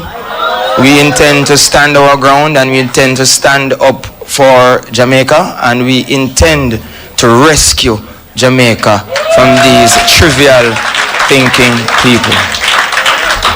Comrades, we are in grave danger as a nation. And I say so because when you look at how our economy has been managed, especially over the last 9-10 years, you recognize that there has not been a focus on doing what is necessary to improve the lives of the average Jamaican. We have seen where our unemployment rate, as reported by the Statistical Institute of Jamaica, is one of the lowest that we've seen in many decades. It's about 4-point-something%. As economists, when we compare this unemployment rate to the national and the natural rate of unemployment for Jamaica, it is below that natural accelerating inflationary rate. And what do we mean? The unemployment rate is very low. However, if you scrutinize the numbers, you would realize that gross domestic product, which is GDP, the amount of people being employed on an annual basis, has increased, but the amount of goods that we're producing has remained the same. Now, in economics, we differentiate between what we call the intensive and the extensive margin. The extensive margin is when you hire more people and these people produce more goods. The intensive margin is when you use the existing amount of people to produce more goods. Now, Jamaica has exhausted what we call the extensive margin because, as you realize, most of the people are employed. And if most of the people are employed and we are still producing the same, it means that we cannot add more people to the production process through the extensive margin. Now, what this means is that we need the people who are currently working to produce more via the intensive margin. And this intensive margin is considered to be an increase in your productivity that increases your output. And the number one factor that contributes to the increase in the extensive margin is technology. When you look at the Asian tigers, you look at countries like China, you look at countries like South Korea, whose GDP back in 1950s was $158 per person. Today, South Korea's GDP per capita is over $34,000 per person. And how were they able to accomplish this? You look at Singapore, it tells a similar story. A country being dissected from their motherland, the Philippines, and they themselves had to make some really important choices to improve the lives of their people. Among those choices was one, they made a pledge to retain the youngest and the brightest. And not only to retain them, but to attract outsiders who are young and bright to contribute to the development of that country. Today, Singapore boasts one of the most technologically advanced economies in the world. And sometimes when we juxtapose the Jamaican scenario with Singapore, it sounds cliche. However, if you recognize that both of us have the same potential, and Jamaican people also has the ability that has been displayed by a lot of these Asian people. But guess what happens? Young people in Jamaica feel disenfranchised from the productive process. Many of us believe that our voices are not being heard in the right places, and even if our voices are heard in the right places, we are not being given the ability to contribute our expertise and skill in a willful manner towards the holistic advancement of the particular industries in which we work. And as a result, many of us find it easier to get employment abroad, take a flight, go to the United States. We get 4 times the amount of income, we get more appreciation for the effort that we put in, and our abilities are better compensated and accepted. But today, I stand here to say to you that this People's National Party government has recognized that. And I am a symbol of how the People's National Party has entrusted their real understanding and their understanding of who we are, and entrusted responsibility on our young people. You have myself, you have young Waynet here, you have young Senator Gabriel Morris, and a host of other young people that the PNP has given voice in this political movement and has empowered us with the ability to say that yes, young people, there is a place for you in Jamaica.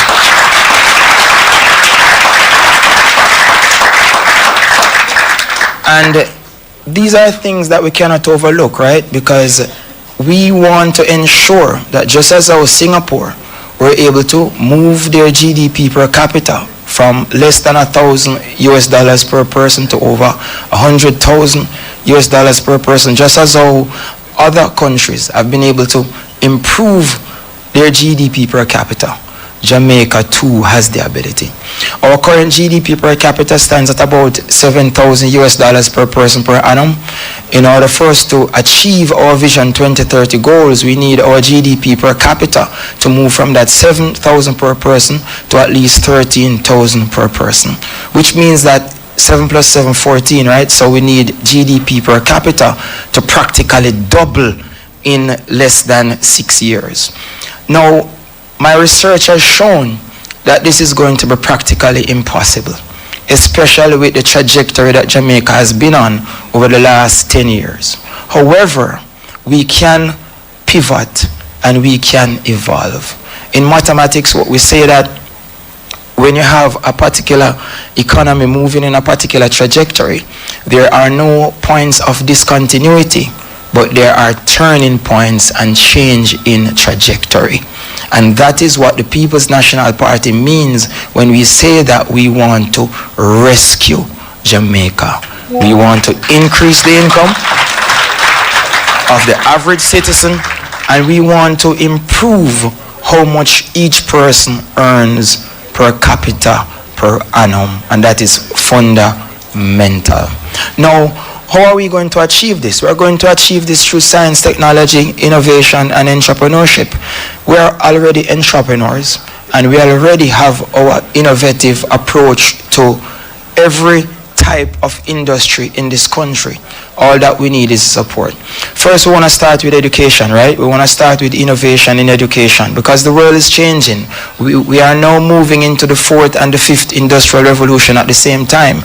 And Jamaica missed the technology boat in the 1950s when these countries, the Singapore, the China, the Japan, the Taiwan, the South Korea were jumping on the technology boat. Jamaica jumped on the banana boat. And that has restricted our ability to generate real true income for our people.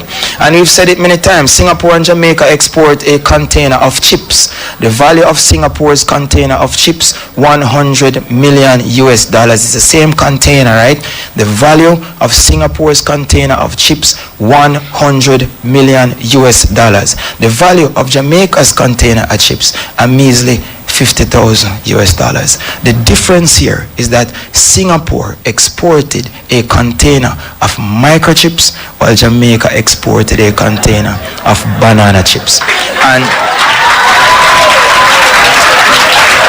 we have to, as a country, evolve from the banana chips mentality, something that we economists refer to as the plantation economy. It's just a different figure of speech. It's just a different way of articulating the same point. But we must now begin to appreciate the ambition of our people.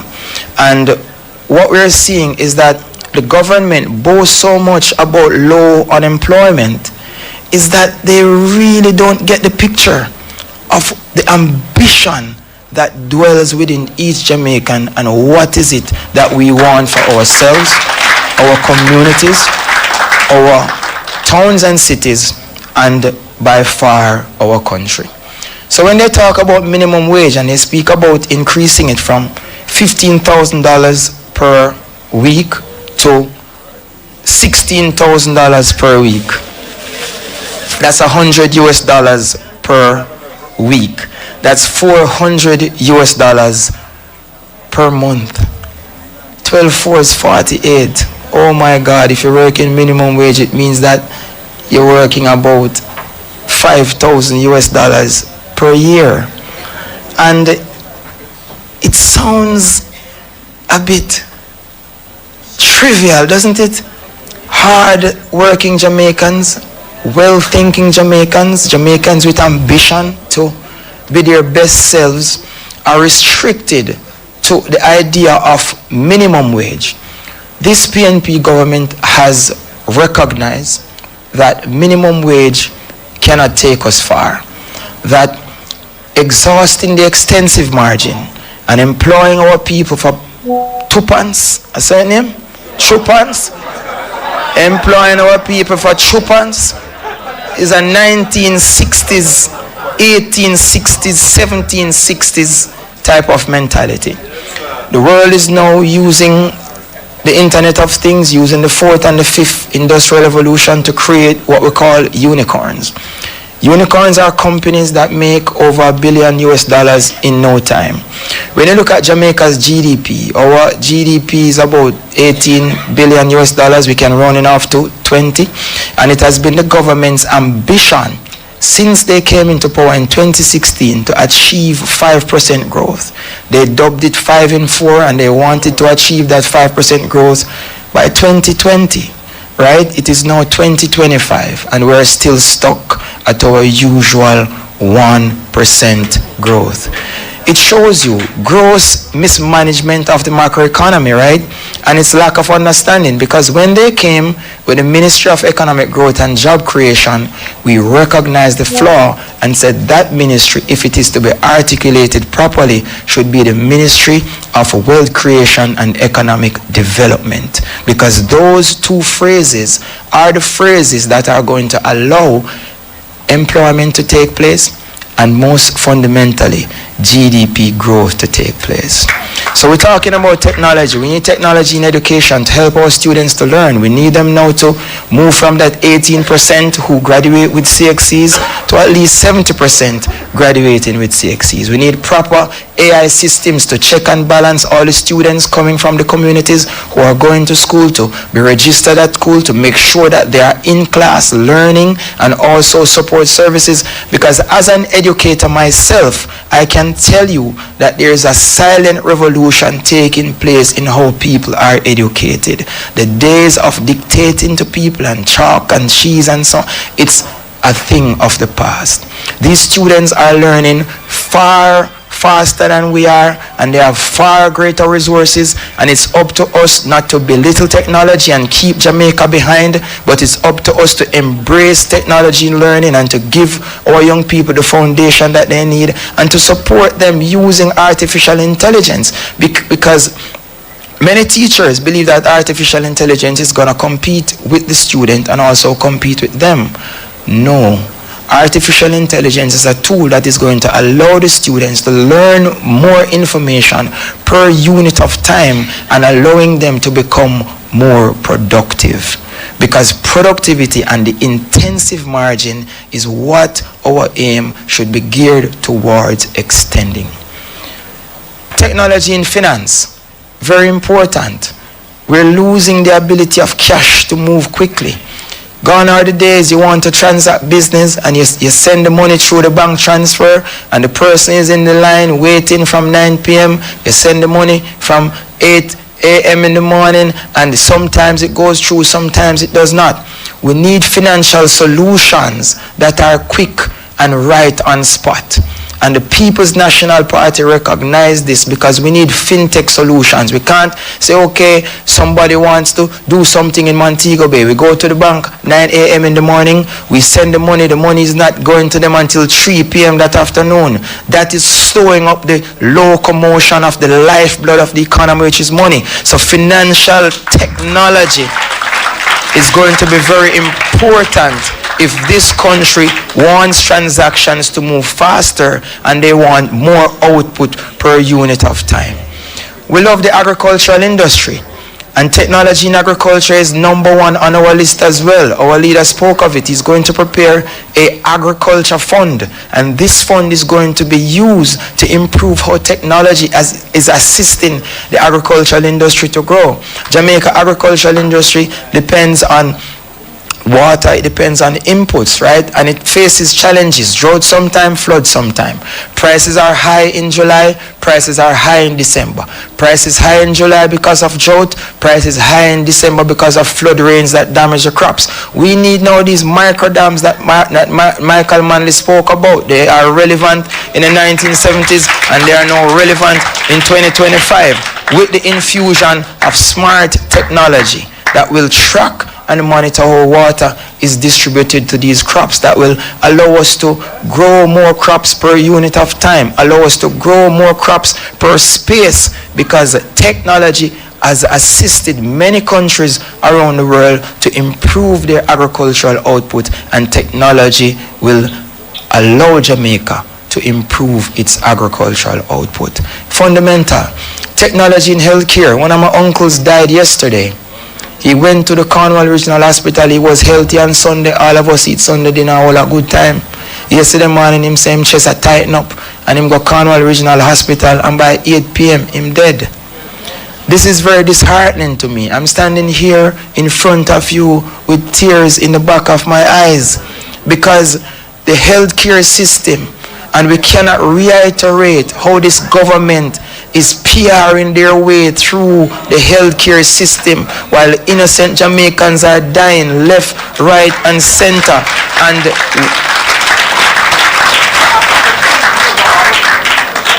well-thinking people like ourselves are standing on the sidelines and are saying that, oh, and that is a problem I have with nationwide news too, because when Cliff Hughes talk about Christopher Tufton, oh, is the best thing since sliced bread, oh, is it this, is it that, and then when we go on his program to talk, oh, it's because you're unpopular, where you come on the station, it's like they approach them who are not doing anything with a positive mind, And us who mean the country so much, they try to infuse negative when they try to speak to us. And I don't like it. I don't like it. And that is the problem that we've had with a lot of these people who are not fair in how they go about discussing the business of the country. And those are the things that have held Jamaica back, and it will continue to hold us back if we don't hold these people accountable with their biased utterances. Comrades, technology is important to every single industry. And what we have done thus far is to map out all the industries and how technology can help them to grow. We have to develop a spatial plan that looks at all the industries in every parish. And as I said to you before, if we have a GDP of $20 billion, all it takes for it to increase by 5% is to grow it by $1 billion per year. The same billion of which we speak. And we have the plans. If we have 14 parish, it means that we only need, say, less than 100 billion per parish in order for us to grow by that 5%. Westmoreland alone, when we improve and increase the ability for us to earn from nutraceutical products, from pharmaceutical products, and we create the industry, Westmoreland alone will give us the ability to grow by 5%, let alone the other parishes. Believe in the People's National Party plans, believe in our ability to articulate our plans and to infuse our plans, and believe in your own potential, because the People's National Party is here to provide the resources that would catapult you and your family, not just to get jobs, not just to become a part of the working poor, but for you to elevate from the lower class to the middle class, and from the middle class to the upper class. Have a wonderful evening, everyone. Lots of blessings and keep positive every time.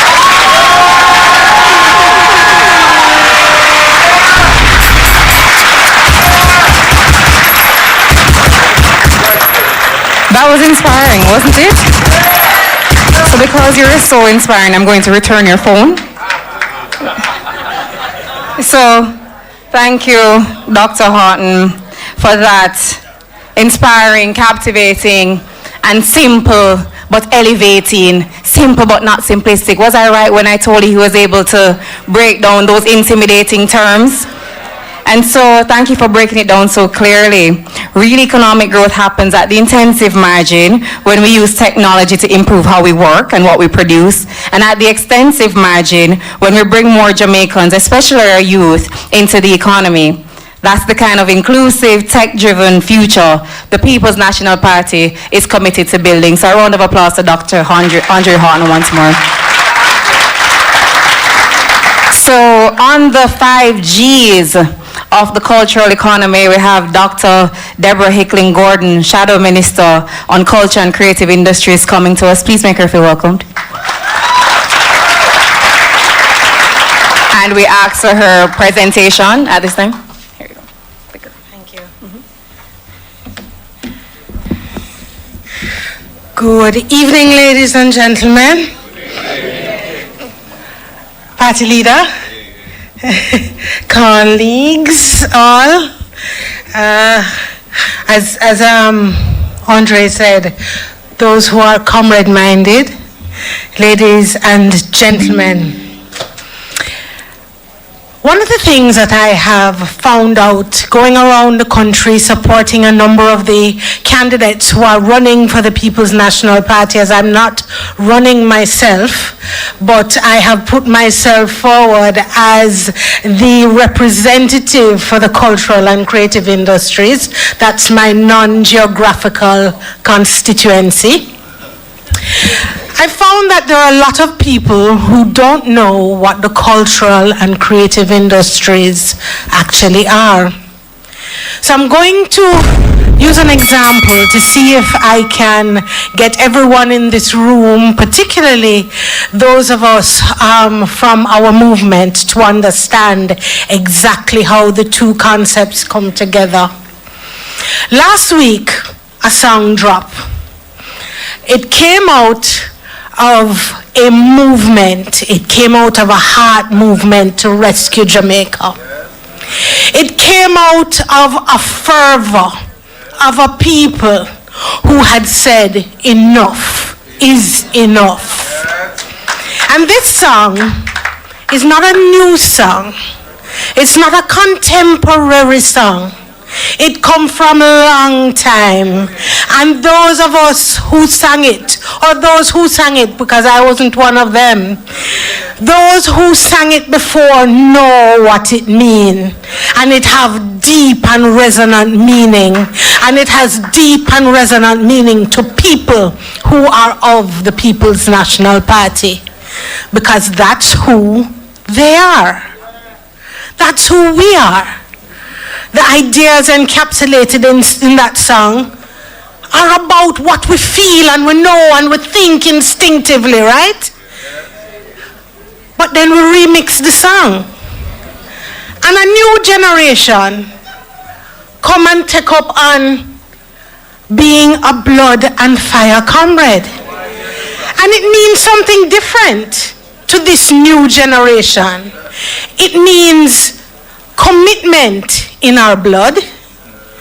It means passion as fire, right? That's all it means. And anybody who tries to change the meaning of that can come out and walk with us as we seek to rescue Jamaica. Now, that's what culture and creative industries is.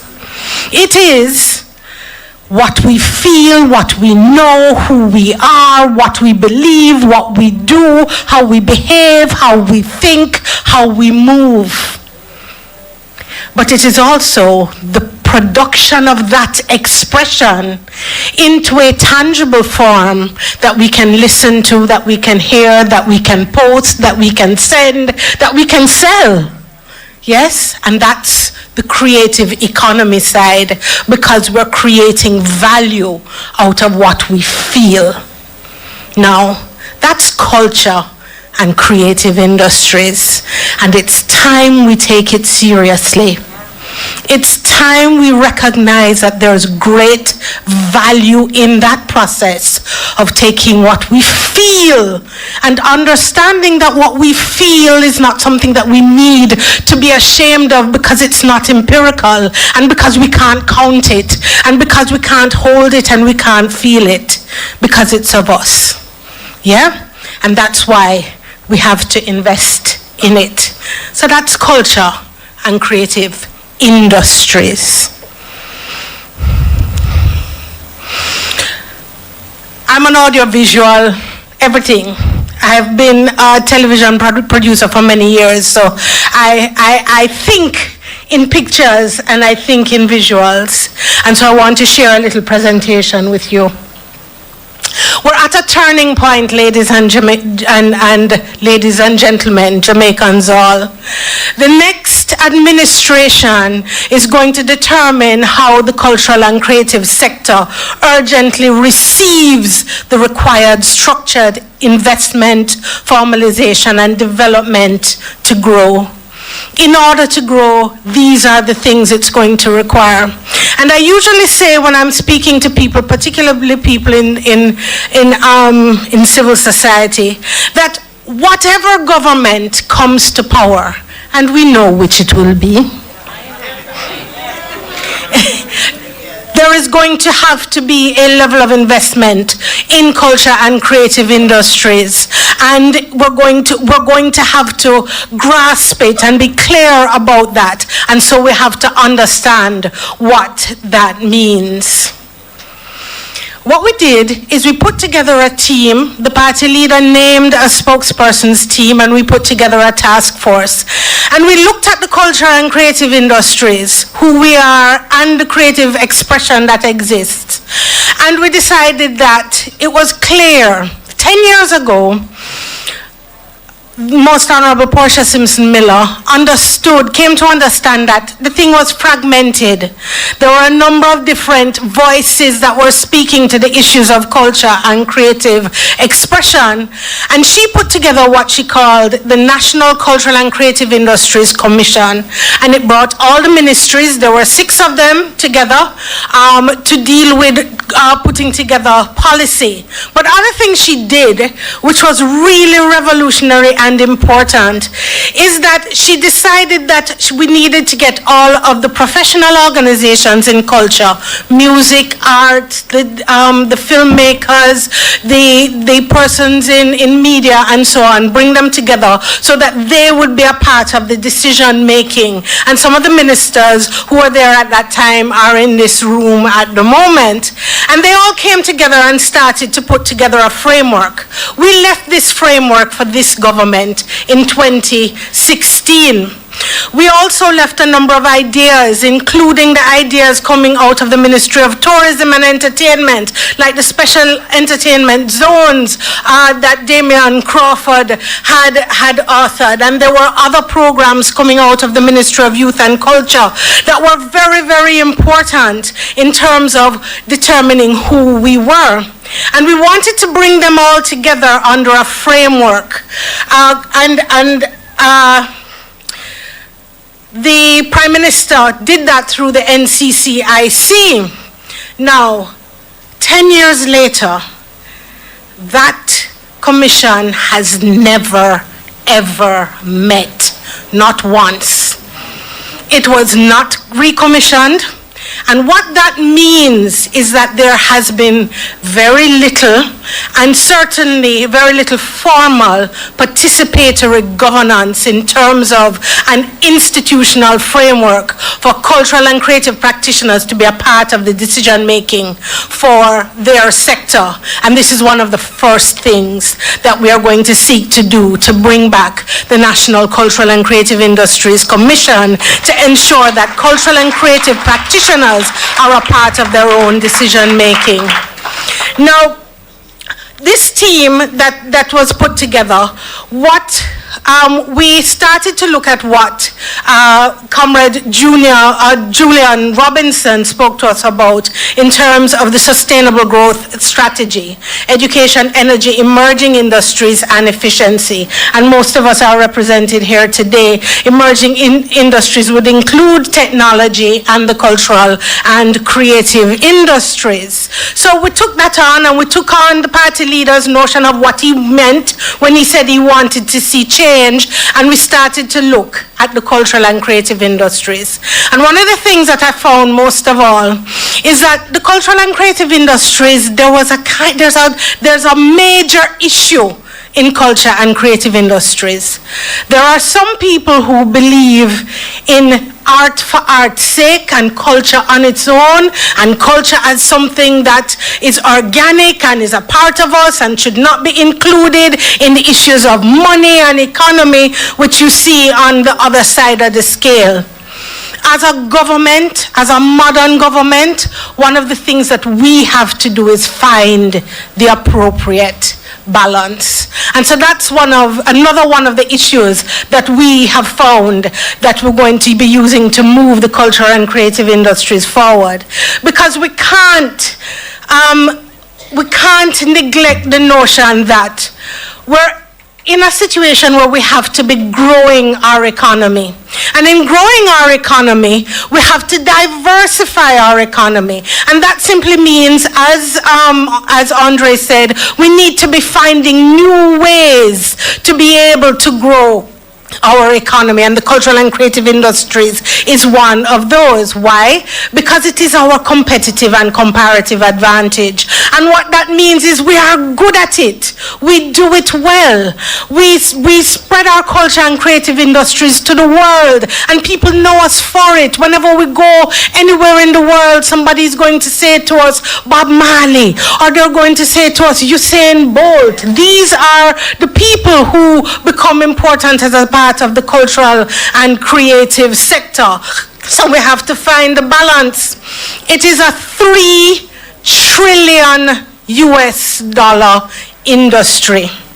At the moment, based on some of the calculations that have been done, it's up to about over 9% of GDP, anywhere between 5 and 9. But the problem is we don't know, because the work has not been done in the last 10 years to determine what the real value of culture and creative industries is. So that's another thing that we have to do, that has to become another priority as we seek to find the balance.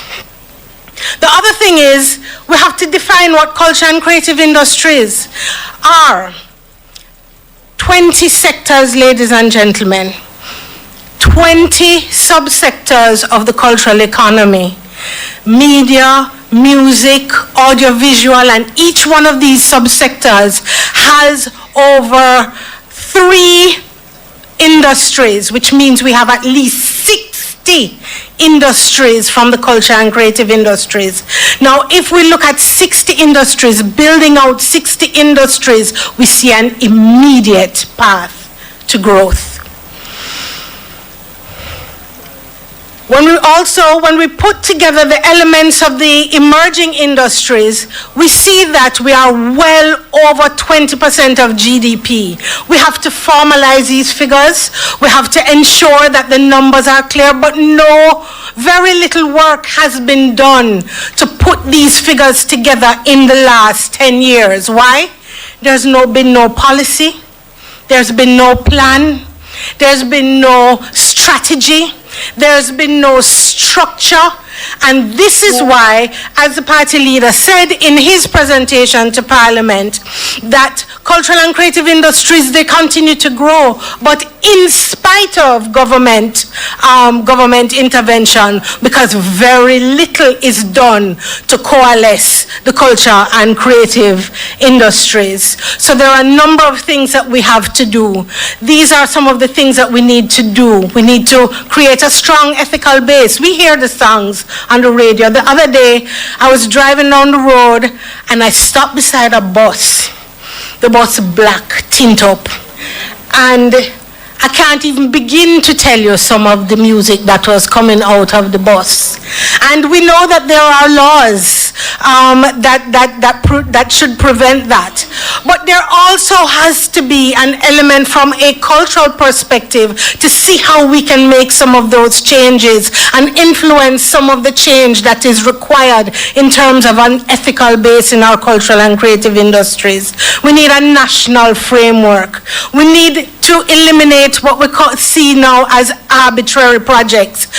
Projects that have no real end game. So you have a very important insurance scheme that we would have mooted as a part of our framework in 2015, but without a sustainability framework. Yeah, you see, there are career schemes with no throughput to where the children who go to the career fair and watch the career fair and have a great time, what do they do next? How do they now know how they are going to move forward in their careers? We need a facilitatory government role, which means we need the government to be able to facilitate and assist cultural and creative practitioners to move themselves forward, whether they're having round robins, or they are having a sound system, or they are a filmmaker, or they are a TikToker. That one has been getting a lot of attention lately. Whether they're making music or beats, or they're into art, or they're into some of the other technical areas, animation and so on. We need to be able to engage the private sector, to have it understand how important culture and creative industries, and we need to be moving towards social integration. So how are we going to do it? When we started our work, one of the things that we determined is that there are a lot of prescriptions, and have been for over a decade, as to how to grow the culture and creative industries. But as to what needs to happen, and we decided that we were going to take a look at how we were going to do it. And we decided that we're going to create a roadmap to culture a roadmap to moving towards development of culture and creative industries. And we're starting with nurturing greatness. Every time we go around the country, we see all these people who have this phenomenal talent, and there's no throughput. There's no way for them to move their talent forward. It's not a clear path. So we want to be able to put in programs, and we have a series of them that's going to help individuals matriculate right through the system to be able to participate in culture and creative industries. And like I say, each one of these has a number of programs to achieve these particular goals. The second one is to ground cultural and creative industries in the communities. In the past decade, culture has been absolutely removed from the communities and has been centralized. So we want to see the JCDC back in the communities. We want to see the municipal councils having more street dances at for the special holidays. We want to see the float parades back in the communities. We want to see the community centers being used in ways that culture and creative industries and sport and social transformation programs and citizen security programs all come together to ensure that our communities come alive again. I recently moved to a rural community, and I am saddened. I'm really saddened by the ways in which our rural communities have lost their verve, have lost some of their energy, and it's really important and incumbent on us. As we move around the country too, I've been to a couple of constituencies where we recognize that each constituency has its own cultural flavor. And there is the means by which we can have creative or cultural districts. So when I went to Comrade Pat's constituency, we toured the entire area of where Bedward and got the full story of Bedward. But guess what? See the grass here? On top of Bedward's grave, you can't get to the grave. And the same is true for most of the heritage sites around the country. It is heart-rending, heart-breaking to see some of it. Comrade Ethne, we went to Comrade Ethne, and it's a different flavor. Entrepreneurship right across the Henny Park. On one corner you have a museum, on another corner you have a bar, on another corner you have a place where it's really a dust bowl at the moment. But we sat and we spoke about it. Why we can't have a creative district in the Henny Park where you leave the museum and go to the bar, and then there's a performance at the over where is now a dust bowl. Why can't we be using these spaces in order to create wealth and to create value for people within communities? So that's the second one, and that's the one I'm really most passionate about in terms of materializing.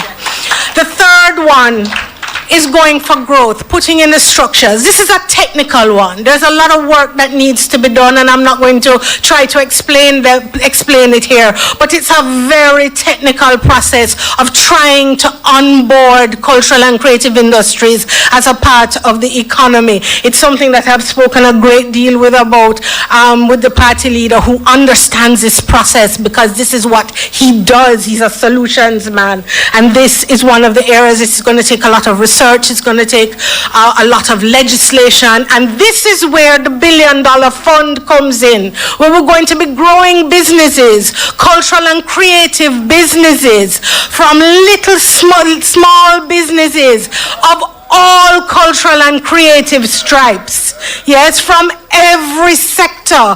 And we're going to be ensuring that they're getting technical assistance. We're going to be ensuring that they're getting loans and grants, and that they're going to be able to move forward, move their businesses forward.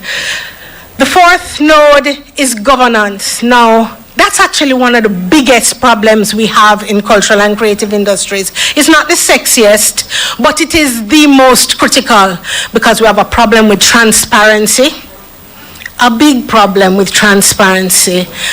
We don't know a lot about what's happening within the administrative bodies, institutions that run culture and creative industries. And a lot of times those questions are asked and there is a blank wall. So for example, I've asked about Vale Royal and its contents, and at this point, I'm yet to hear what the situation is with that. And there are many other questions about transparency, inclusion. People who complain about being blacklisted can't get emails that are not being answered. People who feel that they can't go to the ministry because, you know, although it is said there is an open door policy, that is only friend and company, and some people, right, that the inclusion issues at the ministry, there are real problems, and they're easily denied. I have an open door policy. Yeah, they're easily denied, but there are people who quietly will tell you the truth. And the last one is going global, and that is about creating an enabling environment that allows for trade, marketing, helping cultural and creative practitioners get what they need, the services they need, through the recommissioning of a body called Jamaica Creative. We're going to redesign it and rework it so that it provides investment services, so that investment readiness services, so that businesses can now start to bring they can start to bring their businesses to trade in local and overseas markets. It's also, I spoke to a comrade today, Ricky Chin, and we spoke about things like creating IP facilitation in that unit, so that all of those artists who have had major problems in the past with their intellectual property and collecting royalties across the world, that we look at working with JIPO to see how we can assist some of them to repatriate some of those funds. But what I want to say as I wrap up is that one of the things that has been missing from the process of cultural and creative industries and administration has been a holistic examination, looking at the whole picture, understanding that technology can't work without creativity, because you can't have animation without the soundtrack. You can't have animation without the design. You can't have animation without the various technical elements, the various creative elements, the storyline. And everything we do here in cultural and creative industries is about telling a story in a different way. And we have stories galore in this country. We have more stories than we can ever imagine. I remember saying to my sister the other day that if we were to just take the stories and try and find different media through which to create those stories, just one story at a time, how much value we could create in this country. And that value is not only monetary value, because again, I end where I started. That value of the story translated to a product or a service, it tells us and allows us to share locally and in the diaspora who we are. I thank you, ladies and gentlemen. I just want to leave you with the final film.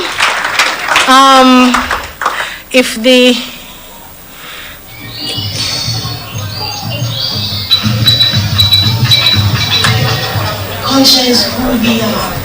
Our spirit, our story, our strength. And it's time we treat it that way.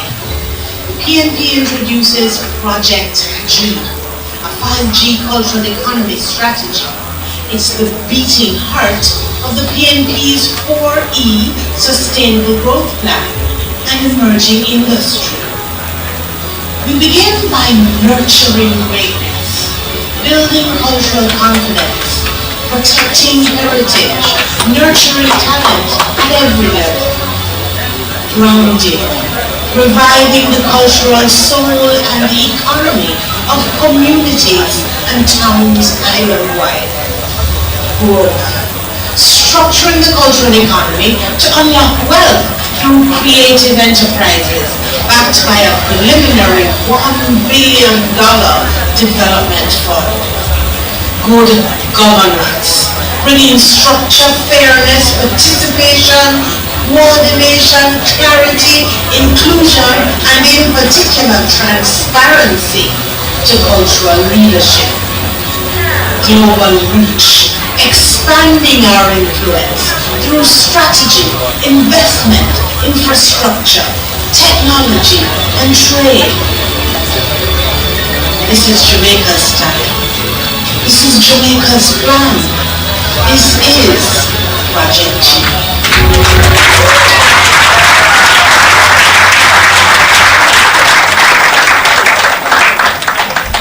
Our culture is our competitive and comparative advantage. A round of applause for our presenter, Shadow Minister Dr. Deborah Pickling-Gordon. Housekeeping, kind reminder that we are streaming live. You are in the palms and in the homes of hundreds of people. So please adjust yourselves to that reality so that we don't have any screenshots or screen grabs of things you wouldn't want to otherwise see on the internet, yes? Also, kind reminder to please have your phones on silent. And also, we welcome our online audience and to the People's Forum. Let us know where you're tuning in from, and also let us know what's resonating with you so far. I saw some insightful comments, and I just want to, these usernames are very funny, but I just want to acknowledge Funny Bunny, Dennis Williams, and Lady J Love. Thank you for being so interactive. We now welcome our final presenter to bring what he terms an electrifying presentation to you. And he is, I don't think I need to, he's the energy boss himself. He's Philip Powell, Shadow Minister on Energy and Climate Change. Thank you very much, Madam Chairperson. I greet the future Prime Minister of Jamaica, my colleague panelists, ladies and gentlemen, good evening. I believe you've gotten enough, more than enough reasons to vote for the PNP already this evening. Such absorbing, informative, dynamic presentation as from our party leader and from two persons who remind me when I was youthful, etc. So I am not going to in any way try to give a fulsome presentation at this stage, because the important aspect of this forum is also to hear from you. And so at the end of my presentation, you're going to see a QR code appearing on the screen. Just take a photograph of that. It is going to take you to my website where you'll see the presentation among other presentations. Because we have not been here just opposing. We have been planning to return to government, and that's where we are now.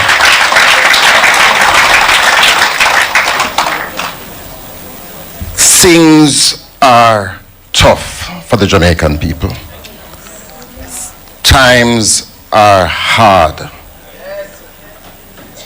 Our cost of living has been a tremendous burden to our poor people. And you know, I'm a 6th term member of parliament, going for my 7th term. And my most challenging term has been this term. People used to come, yes, they need help to going back to school. We assist them with roofs because those get damaged. But it's the first term that I'm experiencing so many of my constituents come to me to say, MP, I'm hungry. I want some food. And these guys, they don't understand why people are going to vote them out, you know.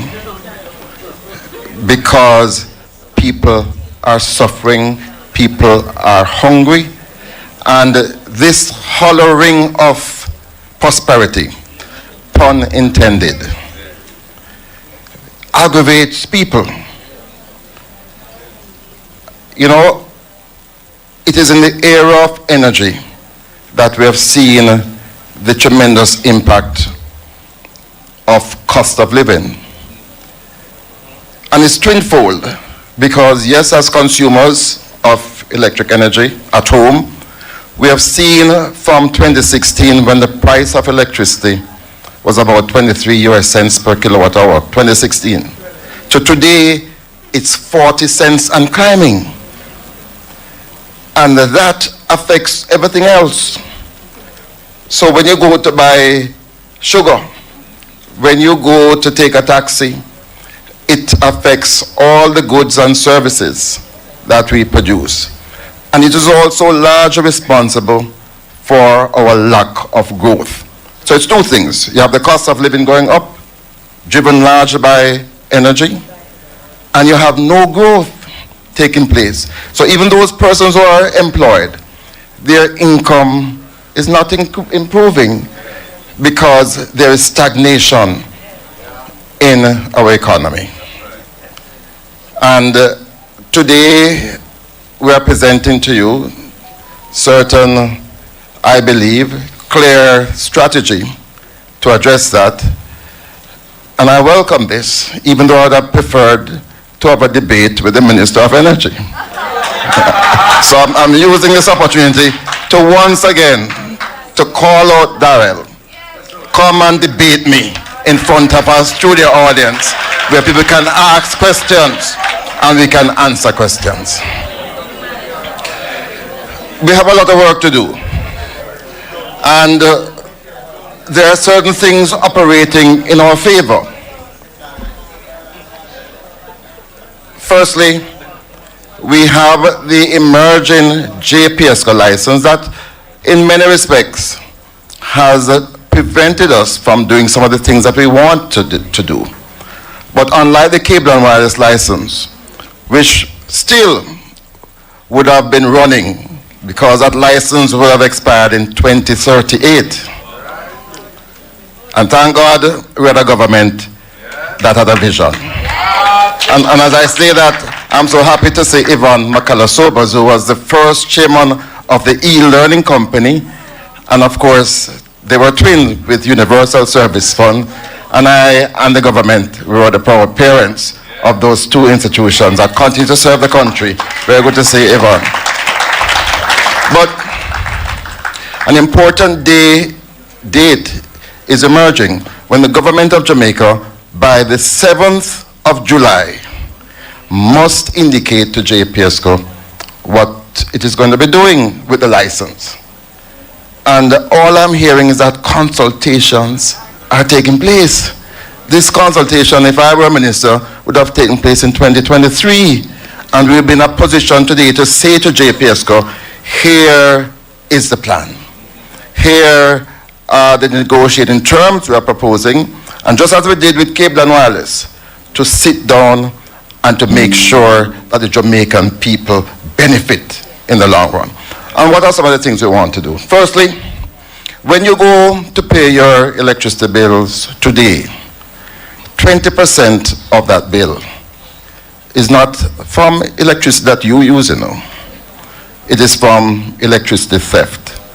And I really believe that in this day and age, electricity must be a right, and it must be afforded to those persons who can't afford it. And there are solutions to that. We have seen, and by the way, there are about 200 to 300,000 households that cannot afford electricity. I hope I'm saying that right, Paul Burke.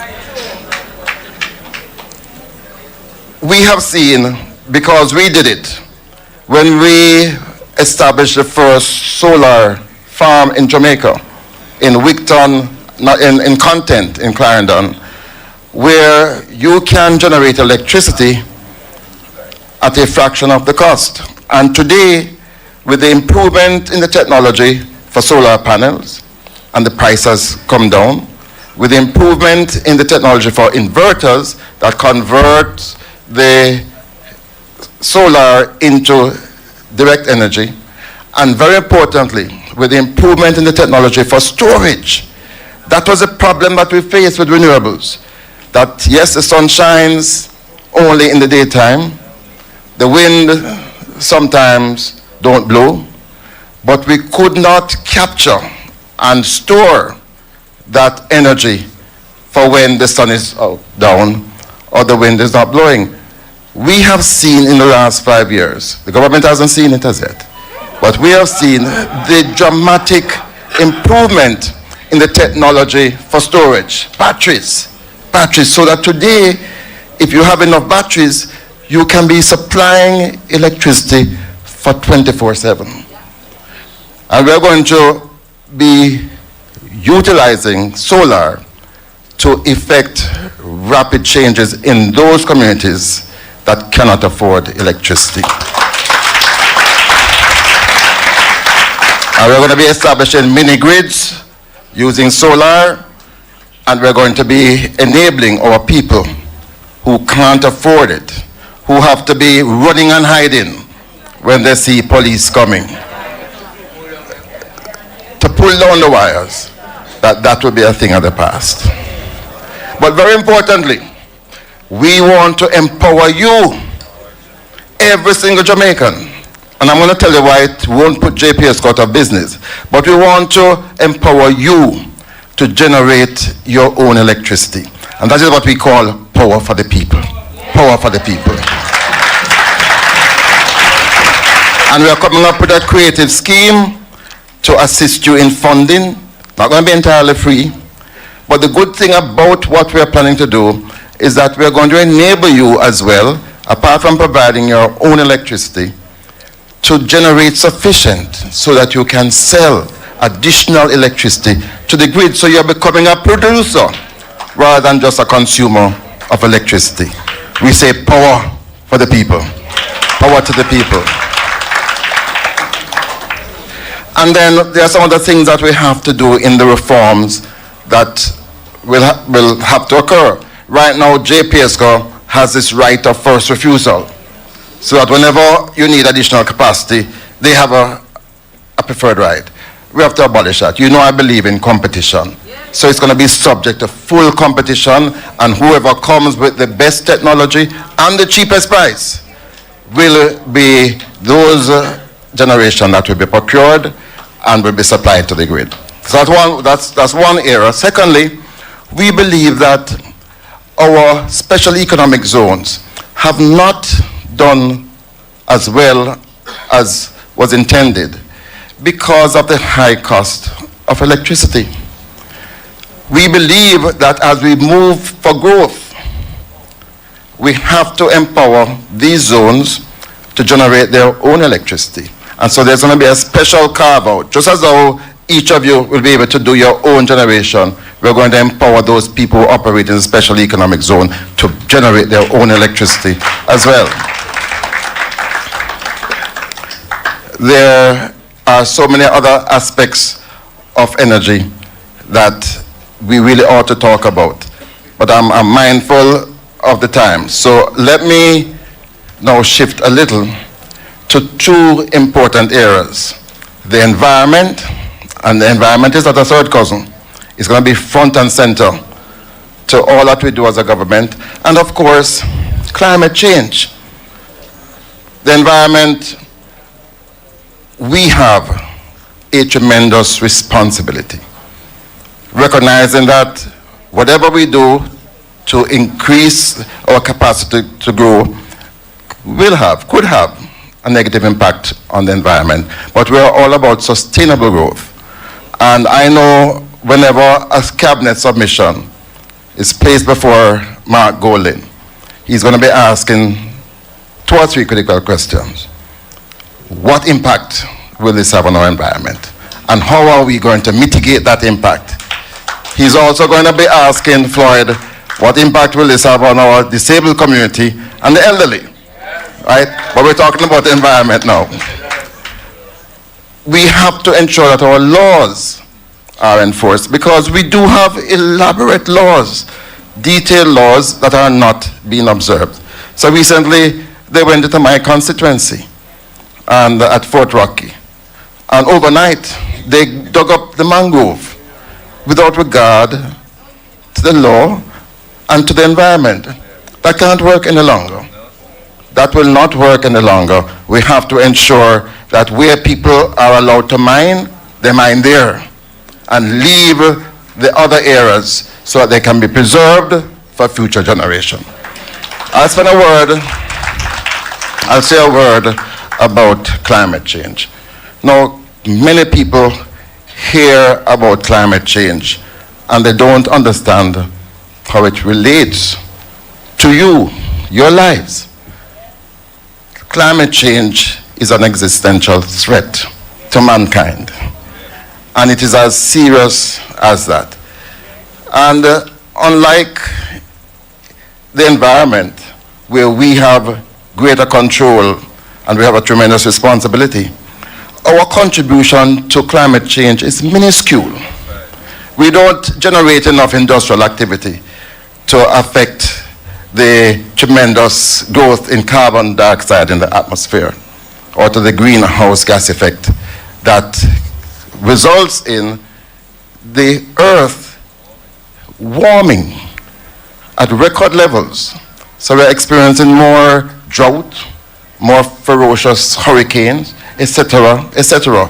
These are things that the first world countries ought to bear a greater burden and responsibility to deal with. And they're not. Unfortunately, we are hearing only one voice in our region who speak about this. Thank God we have the Prime Minister of Barbados. But that used to be Jamaica's role. That used to be Jamaica's position. And we need to see it in the very same way as Norman Manley and Michael saw apartheid. That you have to mobilize the world community. You have to articulate. And you have to go and fight and struggle for the industrialized countries to recognize that it can't be business as usual for them, but very importantly, that they need to put in place corrective measures for mitigation and so on. And I believe that they are being let off the hook. And they have been let off the hook by our government as well. And we need to be bold and fierce in saying to these industrialized countries, you have to take greater responsibility for what is imminent, what is going to destroy mankind in climate change. Such a pleasure to be here in front of you. I hope your energy is still high. Thank you very much.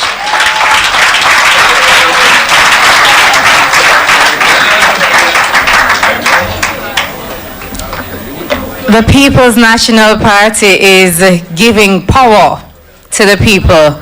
Just a kind reminder, so fitting, there's a QR code on the screen. Please scan to read more from our Shadow Minister on Energy and Climate. Now, as I had mentioned earlier, we've heard powerful presentations tonight grounded in vision and data and rooted in the values we believe will move Jamaica forward. And so now it's your turn. We're going to be opening up the floor for the people session because your voice matters, your questions deserve answers, and this movement is built with you, not just for you. And so a few housekeeping rules which I believe I need to establish so that we can have free and fair questions and answers. So keep it respectful, that's one. Once you identify yourself, we have a roving mic on my left and on my right, and we also should have a mic in the middle where you can, okay, no problem, where you can go to and ask your questions. We ask that you keep your questions to maximum 2. Please be direct with who you're directing your questions to. Please identify your name, well, identify yourselves and the group that you're from. So whether you are from a civil group, whether you are just a citizen, whether you are from a party group, we'll also be taking questions online if we're able to. And so you can consider the floor open, and we have our first question on my right, your left. First of all, I want to say hi to my former student, Mr. Philip Paulwell, Excelsior High School. Oh, yes. Good to see you, sir. I just want to make a comment. I am delighted at the colors that we've chosen for the People's National Party.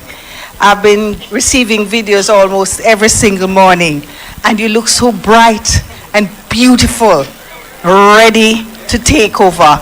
And I think that's very important. You have to be attractive because people, especially Jamaican people, they love nice things.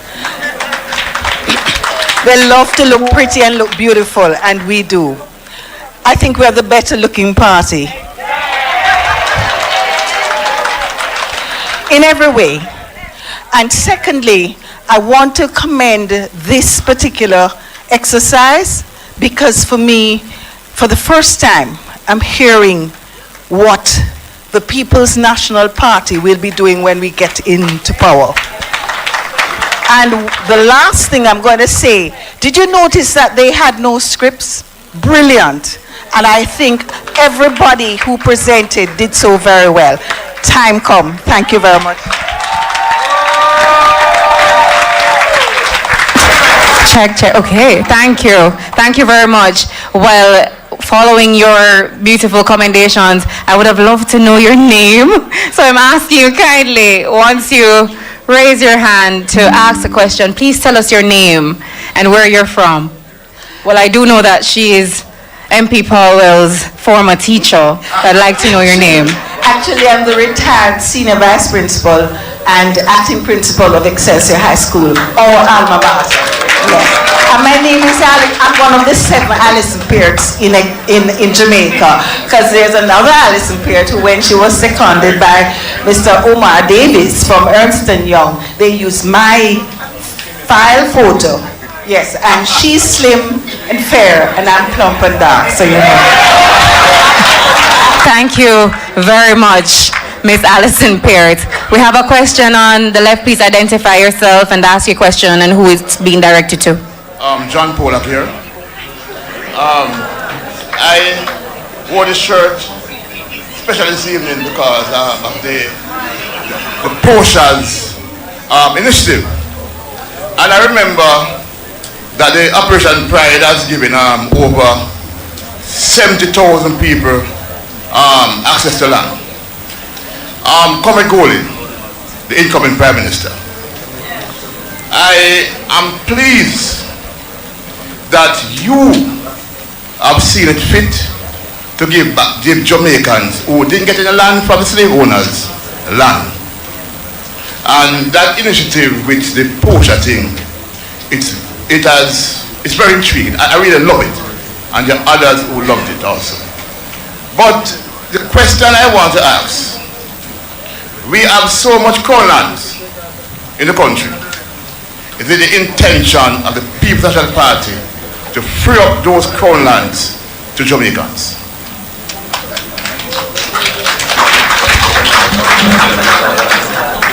You want to do it one at a time, or you want to? No, so we'll take them 2 at a time or 3 at a time, and then we can answer in bulk. Good afternoon. Good evening. The name is Al July. Current leader, Mr. Connect, Miss Hicklin, and Mr. Harton, for great presentation. And I would love you to put your hands together. I am convinced that the voice of the people is greater than the voice of the government or the actions of the government.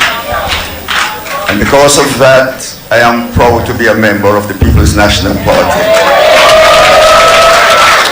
Having listened to the comrade leader spoken policies and his intent to change the culture in this country, a culture of corruption by this government, a culture of cronyism by this government, a culture where we now witness in 2025 where a candidate has been run out of a business place because of what she wore and who she stood for.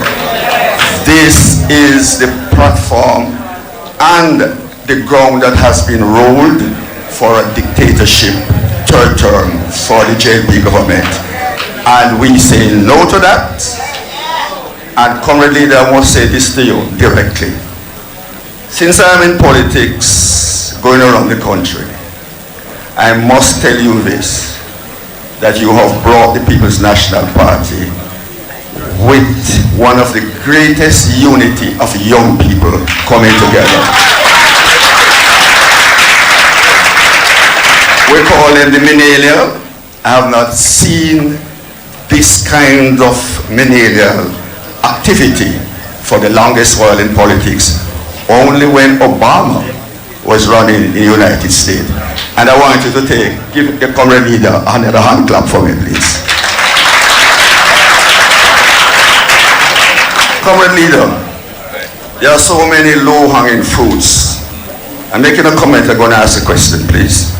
There are so many low-hanging fruits that the spokespersons in the party can speak on.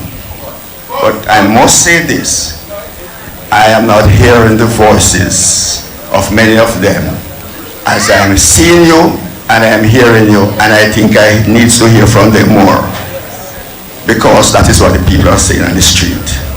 Stand with the Comrade Leader and speak up, because there are a lot of issues in this country to speak on that are negatively affecting the constituency that some of us represent, and we are not hearing those voices. Last but not the least, Comrade Leader, what are the plans, programs, and policies do you plan to take in regard to national security? I would love to hear if there's anything different from this which this government is doing, and what are your plans, Comrade Leader? All right, thank you so much. We ask that you keep the questions very compact so that we can allow maximum participation. So question noted, we'll answer, and the final question before we take the answers from our panel. Good afternoon, Comrade. In particular, eminent Prime Minister Mark Gordon, Comrade Mark Gordon. Good evening, sir. I want to use myself to make a particular example of this land tenure issues that we speak about. I am from Eastern St. Andrew, Mona Common. I lived there 61 years. Now, I was taken to Mona Common when I was 2 years old, so I am there now 61 years. And just, as you know, the Constitution provides something for me. Even though I try to help some of the people that live at Mona Common, how they check the ears that they live on that. Because some of them don't know that they can check their family ears with their ears. I'm not a lawyer, but I do a lot of research myself. So I know, so I want to find out, how will my party, the PNP, help to enhance my position now for me and facilitate the process for me to become a land holder with my documents. I'm living there 61 years now, and I think that will be quite fair. Thank you. Could you please just remind us of your name? My name is John Minot, Comrade John Minot from Mona Common. All right, thank you. The comrade is noted. All right, so the first question was from Mr. Pollock as it relates to the intention of the party to free up Crown lands, and that question was directed to, I'm very sorry, Comrade Pollock. You could go ahead. Well, I'll take that one. I should start by saying that Lothan Cousins MP is speaking in the sectoral debate next week, Tuesday, on the issue of land. And he made a presentation yesterday to the shadow cabinet, and some of what he will be speaking on is directly relevant to your question, Comrade Polak. I don't want to steal his thunder by speaking too much detail to it, but suffice to say that we believe that as an asset of the people, which is what Crown land is, although it shouldn't really be called crown land, it's a people's land. We believe that it should be used to empower Jamaica and empower Jamaica's economic development. So, some of the lands that will be used to recapitalize the National Housing Trust and provide affordable housing will be crown lands, but lands that are not suitable for agriculture, because we believe that agricultural lands should be preserved as much as possible for food security and for agriculture. And we are looking at some of the legal issues around the way in which crown lands are categorized coming out of colonial days, in terms of where persons have occupied lands for generations, how they can become owners. And that directly relates to John Minor's question as well. I don't want to be specific yet, because as I said, Mr. Cousins, Comrade Cousins, will be speaking to this next week, Tuesday, but we're looking at modernizing some of the rules around this. And indeed, the Operation Pride approach and the Porsche approach, which is a modern iteration of that, which will have a robust governance framework attached to it to ensure transparency and accountability for how funds are used and all of that. We'll be looking at communities like Mona Common. I'm very familiar with it. We used to champus in place as a youth regular, for various reasons, but I did at the time. Positive reasons. I know the community quite well, and it is crying out for some of the solutions that you're speaking to. So persons who have long-standing tenure can become owners. And there needs to be some organization in the community as well, right opposite the hospital, so that it can become a community that works in harmony with the hospital, the university community right there, Papine, and so on. So that is my response to both you and Comrade Paula. What was the other question? The second question from, I think I know I have to say Comrade July, is that the issue of not being able to hear from the spokespersons on party positions. National security. And also national security. It was two. No, well, on the issue of hearing from spokespersons, we are trying different methodologies to get our message out. So this is one of 4 forums which exposes spokespersons to the media, social media, and the audience. We also have rallies. We've been going through our divisional conferences, and those are designed to expose spokespersons, and they're encouraged to talk on their subject matter as well. One of the challenges we have is, the media doesn't always give us the coverage that we would think we ought to get. It's the nature of the media that the media environment in which we're living. So we have to just push every possible opportunity to get our voices out. But the spokespersons are encouraged to speak out. We issue releases every day, many releases every day on issues of importance on the day, so that our positions are heard. And we just need to continue. And as we expand our communications capacity in the party, which is something we've been working on and continue to work on, you will find that our message gets out further and more broadly than it has been. So that is what I have to say in relation to national security. Our philosophy on it is a balanced approach. So we believe that law enforcement needs to be given the tools that they must have to be effective, and they must be supported in the work that they do. And we are pleased that we have seen, as a result of a switching strategy, which we were largely responsible for forcing on the government, we've seen that the police force is now focusing on intelligence-led policing and actual targeting persons who produce violence in the society, and building cases that can bring people to court and hold them accountable.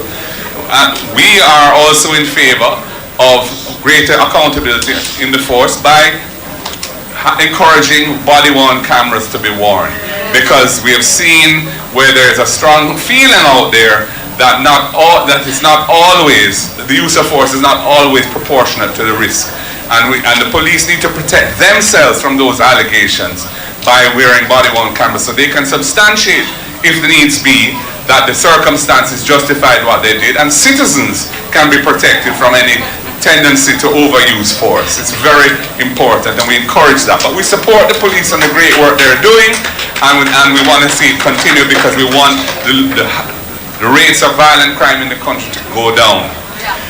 Apart from that, there is a whole cause of crime, you know, the crime prevention side of it, which is where this government has completely abandoned any strategy for dealing with that.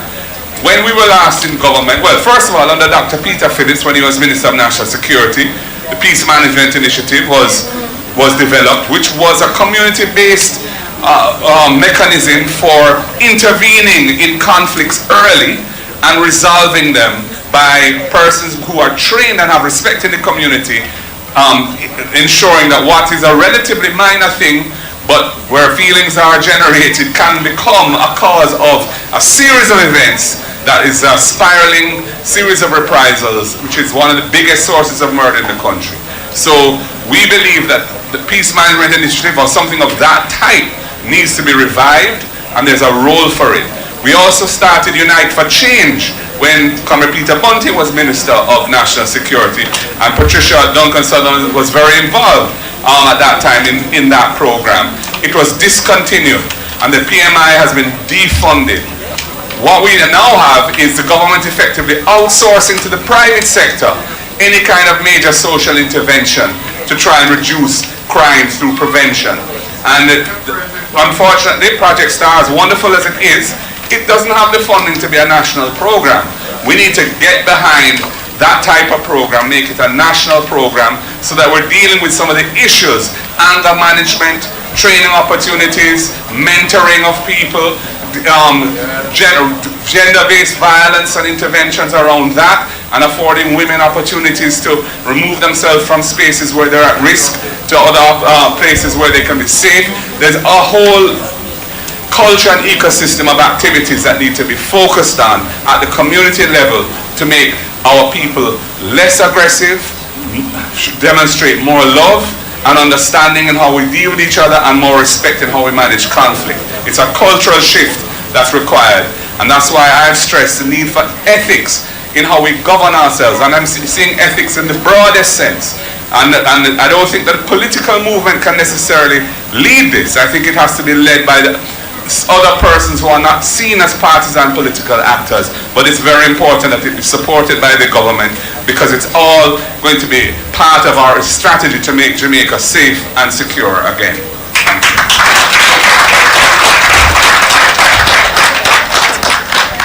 All right, so if you do have a follow-up question, let's just allow some other persons to ask questions first, and we can come back to you once we have exhausted. 1 second. There is a question here. You can go ahead. Good night, everyone. I'm Antoinette Hamilton, the president of the Micro, Small and Medium Enterprise Alliance. Now, question to Mr. Golding. So the government would have allocated $2 billion to, well, first of all, let me commend you and your team for your commitment to community engagement. And we from the business community thought it was necessary to be here to ask a few questions. Thank you for coming.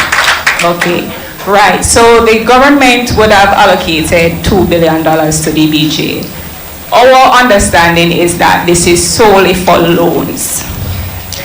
But our MSMEs, which are, well, they're startups, they're micro, they're small, most of them don't have the family support, and it's difficult to access loans. If you were to form the government, would you... Please allow Ms. Hamilton to complete her question. Government, would you be revisiting the allocation to consider incorporating grant funding for MSMEs so that those that have visions of becoming entrepreneurs can start, as opposed to being hindered right now because they don't have the necessary requirements to access a loan? Secondly, this morning it was mentioned by Senator Marlon Morgan, I think, that the government is looking at another solidarity program. Now, my calculation of what was said is about $1 billion. So clearly there is money in the coffers that can support our give back. Now, we are yet to see what the give back is for small businesses. And so, again, if you form government, will you be prioritizing giving back to small businesses as well? Thank you. Thank you. We have a question on, okay, you can go ahead. Please identify yourself and then ask your question, please. 1 second. Sorry about that. A very good evening to you, comrades, ladies and gentlemen. My name is Comrade Errol D. Hastings, Chairman of the Egalitarian Group, Harvard Division. Question is for the Prime Minister Designate, Jefferson Gold. Okay, I'd like to know what legal actions our party is pursuing as it relates to dislodging the damaged goods known as Dennis Strong. As far as I'm concerned, there is ample prima facie in law for an injunction to be sought and eventually is full removal. That's it. The third question for this set is, you can go ahead. Pleasant afternoon, comrades. I'm Marlo Kingan from West Rural St. Andrew. An educator, a sport person. Let me declare that. The question will go to two of our comrades on the platform, Comrade Hicklin and also Comrade Harton. You spoke about the importance of cultural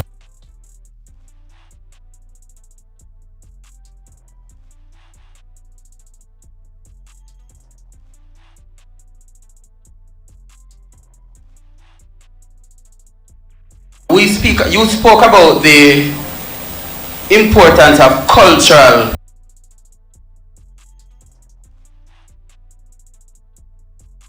You spoke about the importance of cultural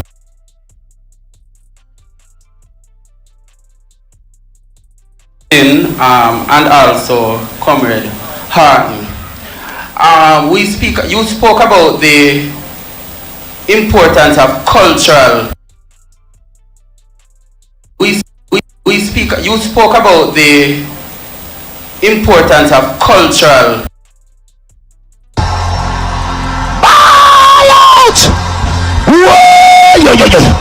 We need help, Jesus. And improving culture. A diving pool and a full-size Olympic pool was installed at that facility. And to date, it has never been used for what it was supposed to use for. We see various government come in and we hear various plans. And I am asking if there is not a plan that is already in place, if one will be in to help that facility. So Dr. Arton, there is a facility in the constituency which you will be the MP for. The Catherine Hall Stadium, about the last 6 years, it has not been able to use for any track and field activity. St. Western Champs, even Milo Western Relay have to be removed and relocated to GC Foster in St. Catherine. Western Champs was held in St. Catherine. Therefore, the schools who do not have that strength of money, they are greatly affected, and I'm asking, what will happen if we will have some improvement to our sporting facilities across the country so that even our lovely track and field that we're so successful in do not end up like cricket and football to some extent. So we'll take the fourth and final question before we go to our answers. Good night, comrade. Next Prime Minister. Rubbish truck me are dealing now.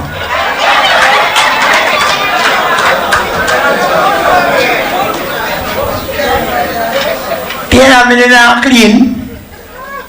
Macailin na clean. Crescent Road na clean. St. Joseph Road na clean. Carl Plea at the councillor. Near people bag up the truck then they go take up Carl rubbish all the while. And also Miss Pinnock and Sam and Mr. Mullins, they must sabotage the PMP zone.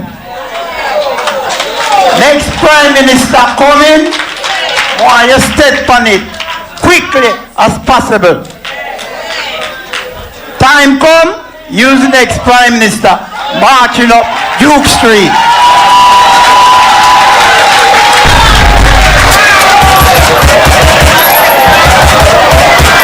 Well, thank you for that. If we, MSMEs, legal actions as it relates to them is strong, and then for mainstream and sports and resort facilities.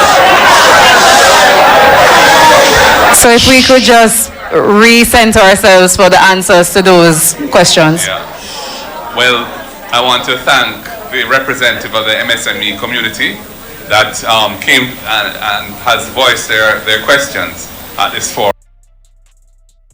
and I'm grateful for your participation in the MSME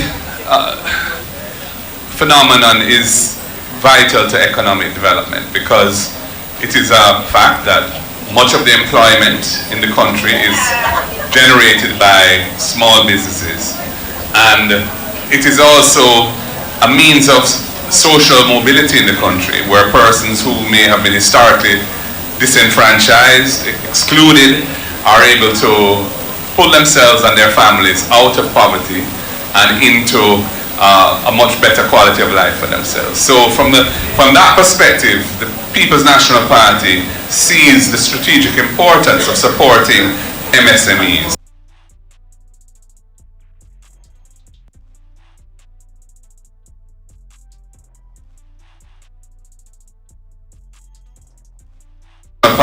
Party sees the strategic importance of supporting MSMEs.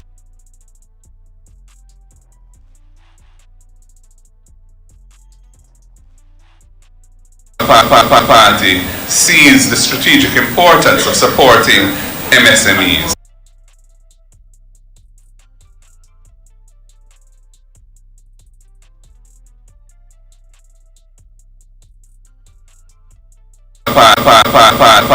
Party sees the strategic importance of supporting MSMEs.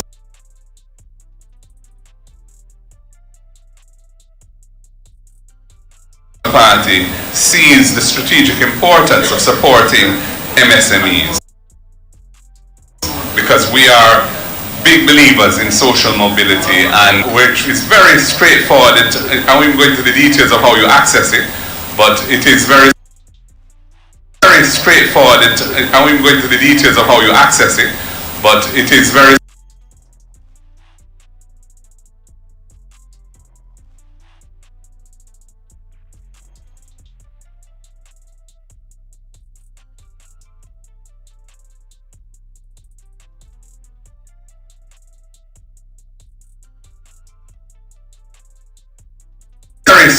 straightforward. I won't go into the details of how you access it, but it is very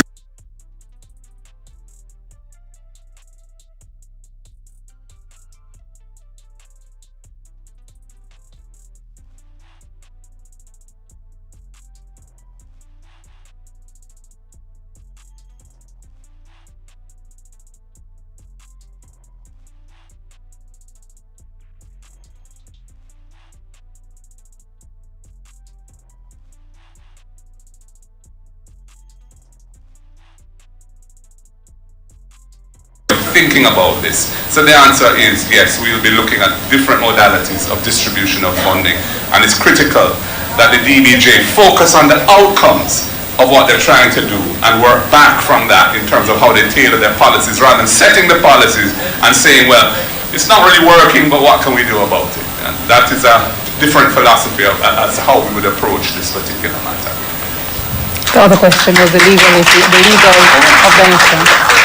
Yes, the matter of which you spoke, we're working on that, Committee Hastings. I don't want to say anything yet because we haven't reached the point where we're ready to say anything, but we are working on it. As you can imagine, there's a lot going on at this time in terms of focusing on readiness for the elections, which we think are going to be close in time. So that's our number one focus. But we are also paying attention to that issue. And of course, once we become government, it's a whole different story. Yes, sports. I'm going to let my colleague here, Comrade Hickling, speak to it, but I would just tell you this.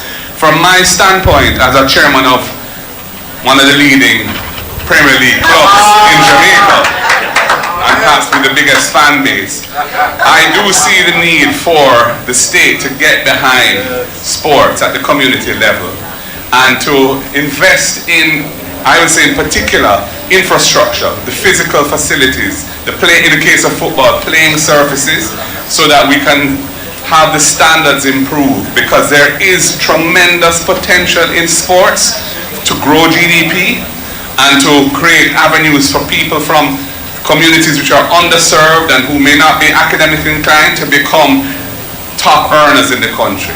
I mean, I've seen it in my own situation where, you know, I saw a player like Ronaldo, Cephas or Kaheem Dixon. These are guys in their young 20s, and they're earning now significantly They're earning significantly more, and I know you have an interest in that.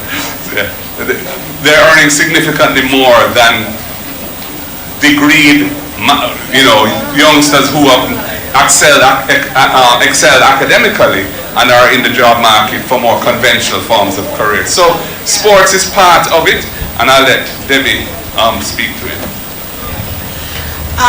In his wisdom, party leader identified particular people with specialist information to shadow particular areas, to be spokespersons for particular areas for the purposes of the shadow cabinet, which means that Comrade Wavell Hines, is our spokesperson for sport.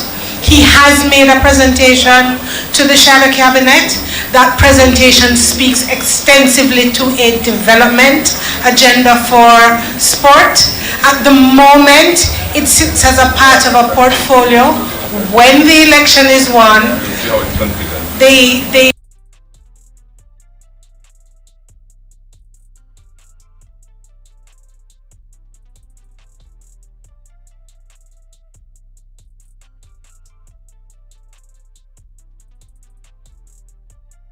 for sport. At the moment, it sits as a part of a portfolio. When the election is won, they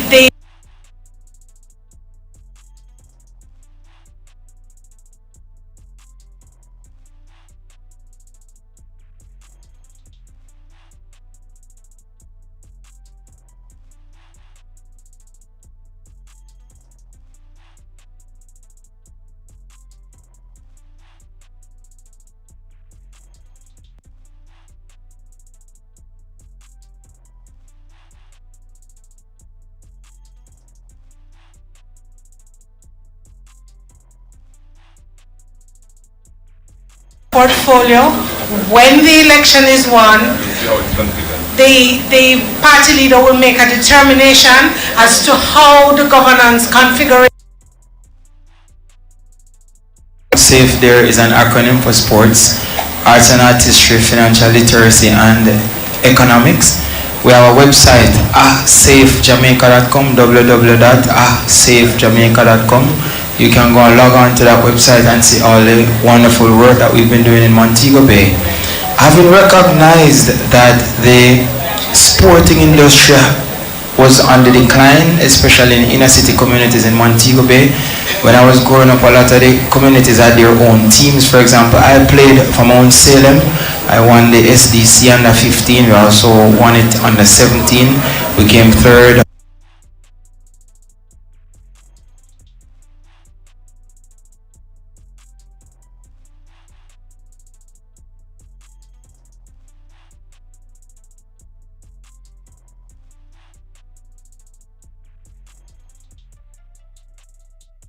For example, I played for Mount Salem.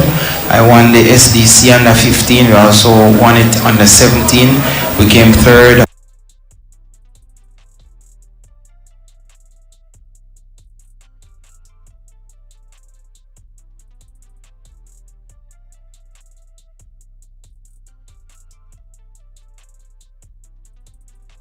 For example, I played for Mount Salem. I won the SDC under 15. We also won it under 17. We came third.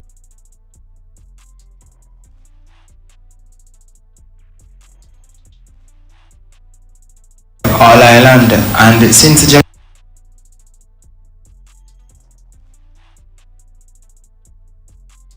Jamaica, and when you look at Kingston and you count the amount of Chevron tracks that are here, the National Stadium is UWI, UTEC, Calabar, KC, JC, about 10, and there are none in Western Jamaica. And that is why we have offered ourselves to lead that community of remarkable people, because the leadership being afforded to them is nonchalant and out of touch and uncaring, and don't understand what it takes to offer a diverse array of avenues for our people to, one, make their livelihoods, and to two, engage themselves. Even the Chilani multifunctional stadium is a challenge as well. All these stadiums have been neglected by the Jamaica Labour Party. Sports has been neglected by the Jamaica Labour Party, and it will take a People's National Party government to reignite and pump back some fuel into the lives of our young people. Thank you, Debbie and Andre. On the last point about solid waste, garbage disposal, two things I would say. First of all, we believe that that the local authorities must have a bigger role in the delivery of garbage collection services, and that the solid waste management authority should be a regulatory body primarily, and just in the same way the KCMC is doing such excellent work now under the leadership of our mayor. We want to see what they can do by empowering them and resourcing them and other local authorities to take on greater responsibility for keeping the localities, municipality areas clean. We also want to see that our workers in the solid waste industry are put on a proper footing, that their employment terms and conditions are in keeping with their rights as workers, and so that they are no longer vulnerable to being treated in particular ways based on maybe political affiliation or other concerns. We get the reports, we hear the things that are going on, so we want to stand up and make sure that our workers in the solid waste industry are well looked after. But we also want to make sure that we have a system of delivering the services in communities that are being delivered by those who are closest to the communities in terms of governance. That's why local government is so important. And things like solid waste lend themselves to being better managed by persons who are close to the people and who the people can hold accountable much more readily for their performance. So that is some of the thinking that we have.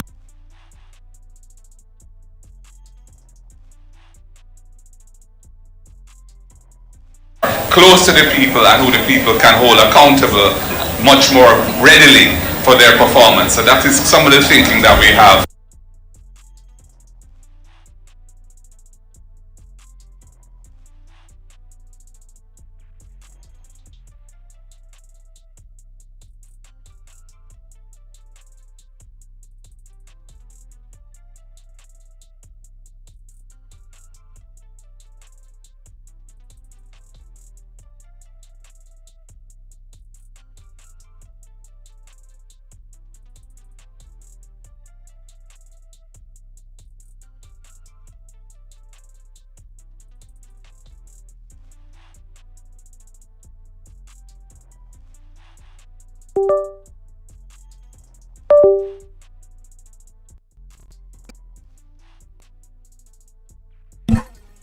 people, I'm very, very sorry. I don't know what's going on with the feed.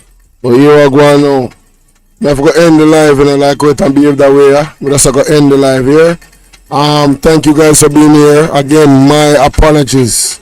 I'm sorry for the inconvenience it caused.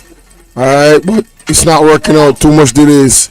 So you guys have a wonderful night and I will see you on the next one. Check out, I'll be having videos dropping all night long. Next video coming up 11 o'clock. Alright, so check it out. I'm out.